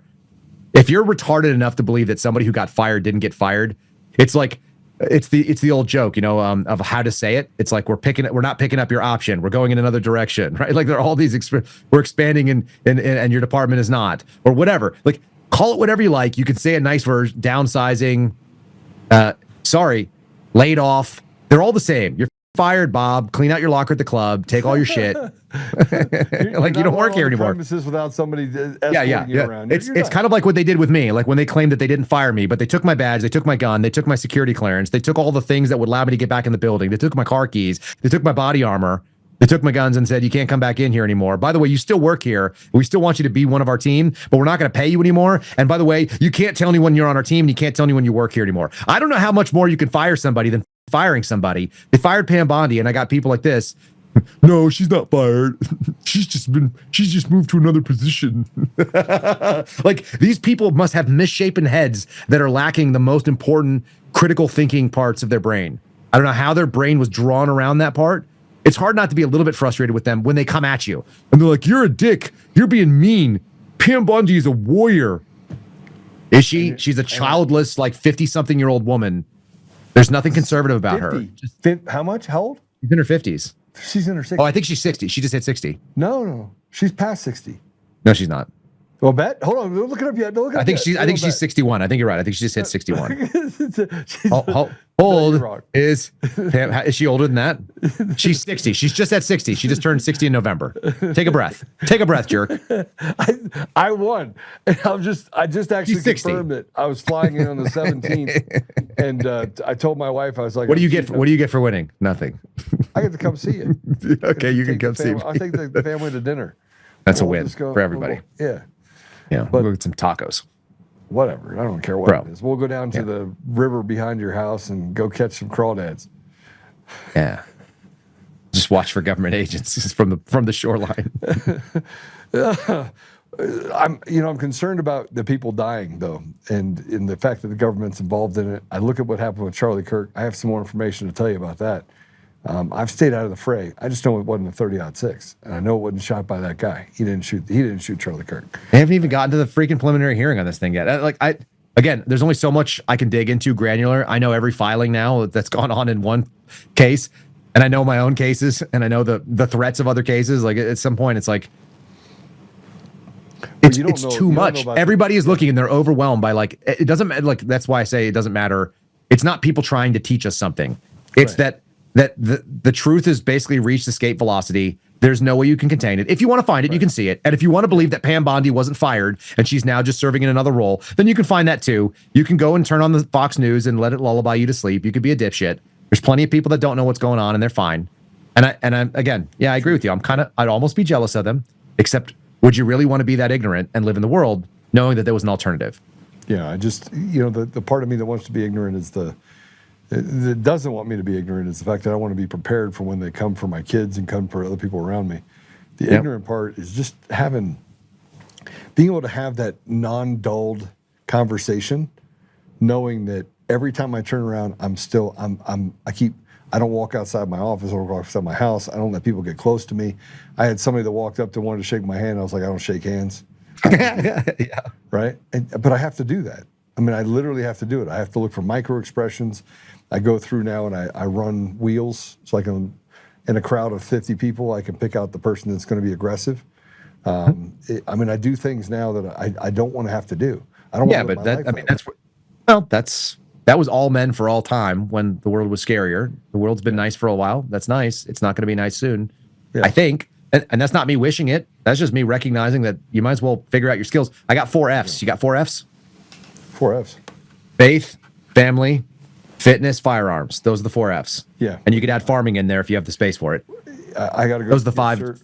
I got to get surgery. So there's the. I know. Well, fitness also equals health, right? Fitness is a broader category that involves your general fitness to include your health. You got to get yourself well. Everyone's got to improve their position where they are. I had ladies go like, how do I fix the 4 Fs where I'm at? I'm like, where are you? In New Jersey. Well, that's the first start. You need to find places that are not New Jersey. You need to be not New Jersey. That's just improve your position with whatever your capabilities are, wherever you are. If you're stuck in New Jersey, then try to, solidify your position with family, solidify your position with the faith community, solidify yourself with the community around you. These are all things that you can do wherever you're at. Anyway, there are ways that you can still improve your position. I just see a lot of people that are putting their head in the sand and saying, we outsourced the revolution, so it's going to be fine. And Daddy Trump, who's 1,000 years old and feeling really old today, Yesterday he was pretty old. Last night he was pretty old. If that's where your hope is, you're making some interesting choices that I don't think are going to pan out well for you historically. You're in trouble. Yeah. All right. All right. Let me go.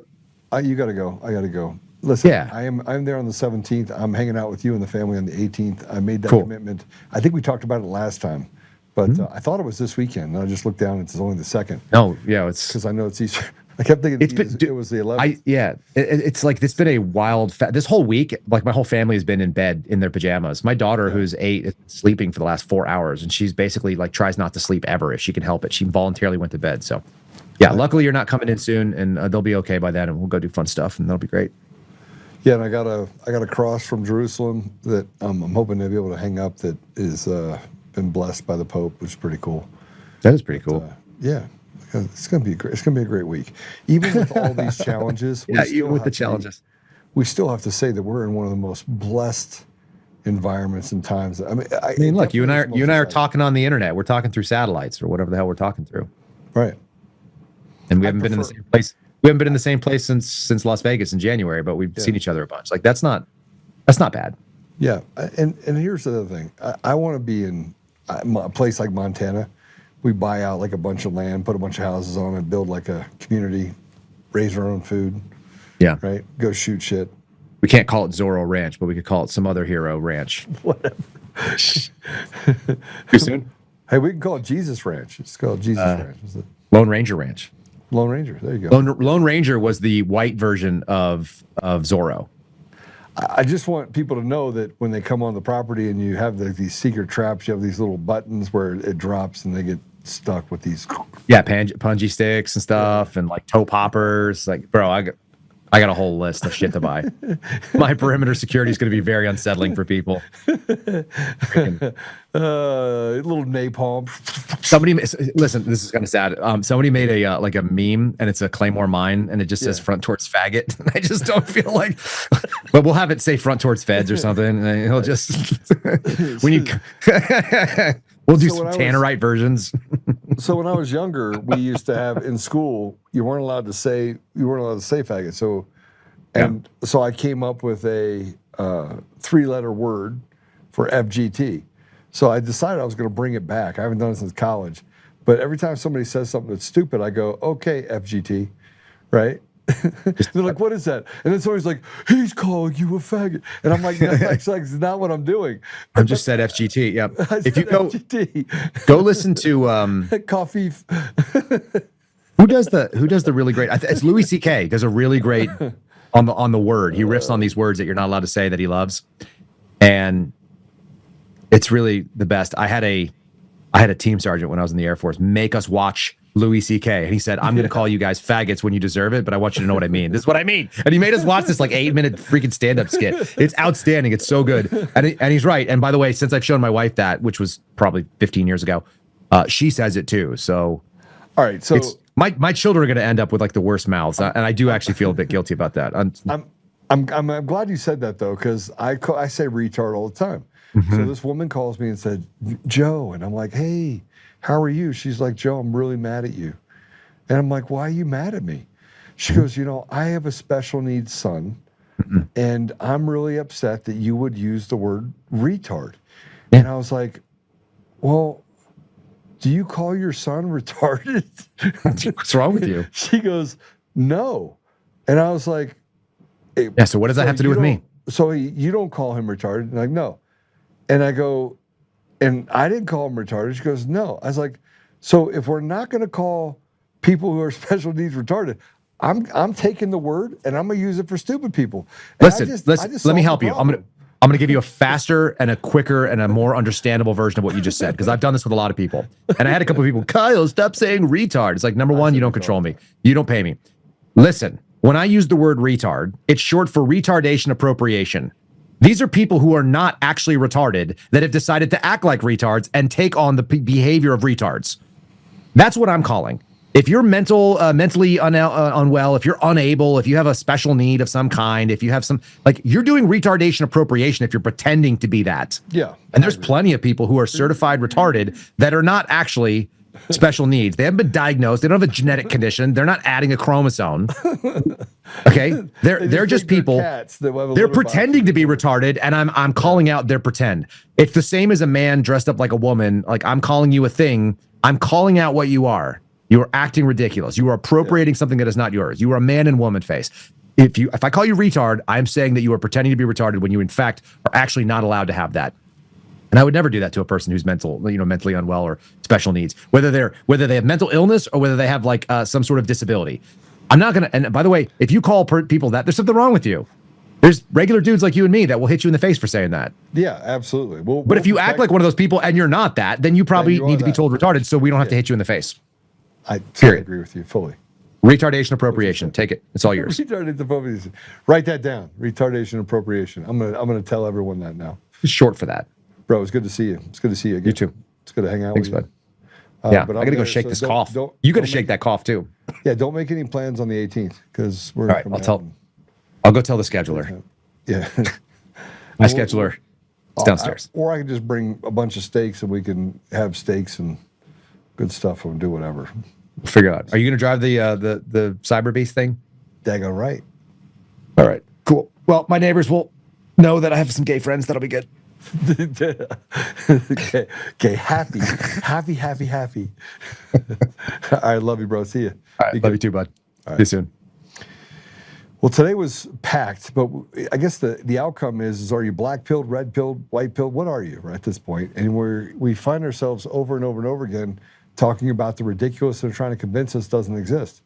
So our elections are stolen, and the people in power are semi-retarded, and they want to tell us that their hands are broken. But until they're not. So they can go in, bomb the shit out of a couple of countries and do so in the interest of democracy. And they can stand up behind things that are, on their face ridiculous. But when it comes time to doing the right thing, we always hesitate.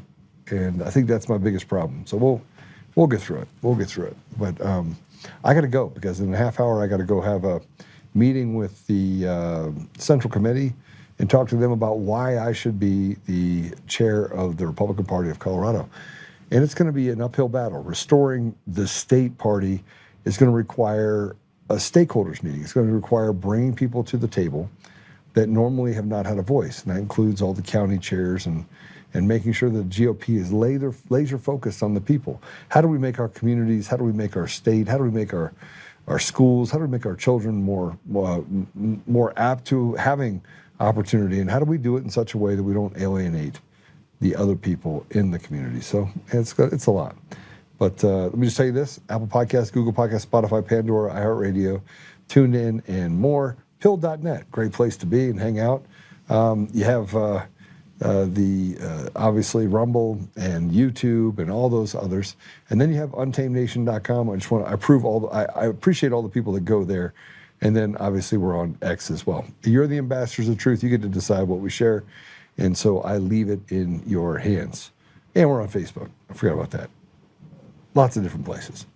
I'm going to pray us out. And then, again, let me know if I can do anything for you. Otherwise, go to honorboundusa.com. Go pick up a sweatshirt or something. All right. Father God, this is Holy Week, and I feel a little irreverent. So I just ask that you forgive me for letting it come through. I want to find a way to just be spiritually ready for this week, ready for Sunday. I want to be ready for the challenges you put in front of us. And so, Father, we're grateful for the things that you've given us. We're grateful for the talents that you've bestowed upon us. And we're grateful for the protection that you've put upon us in so many different ways. I can feel the pain, and I can feel the heat. I can feel the things that are coming in behind us at a rapid pace.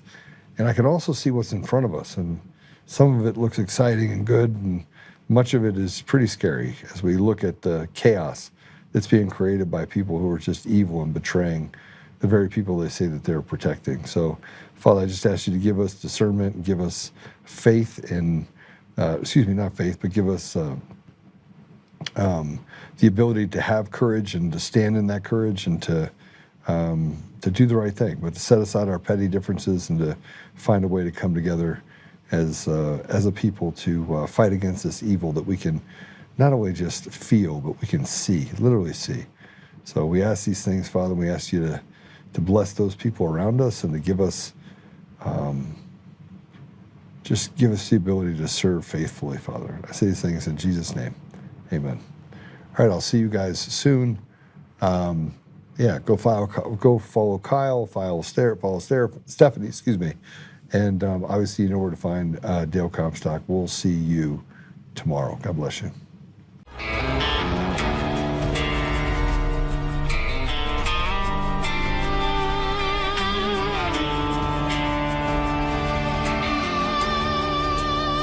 Rise up untamed in the heart of the fire where the wild ones roam. Joe Oltmann's calling, bringing truth back home. From conservative daily to this untamed fire, we shatter the silence, lifting spirits higher. No chains can hold us, no lies can prevail. Authentic and fearless on this rugged trail. Patriots gather under stars and stripes. Untamed nation, igniting the night. Untamed nation, let the truth roll out in this land of the free. Standing proud from sea to shining sea, we won't back down. Catch the fire, wear the crown. Untamed nation, it's our battle song, motivating hearts where the brave belong. Yeah, untamed and wild, forever strong. Play it again all night long.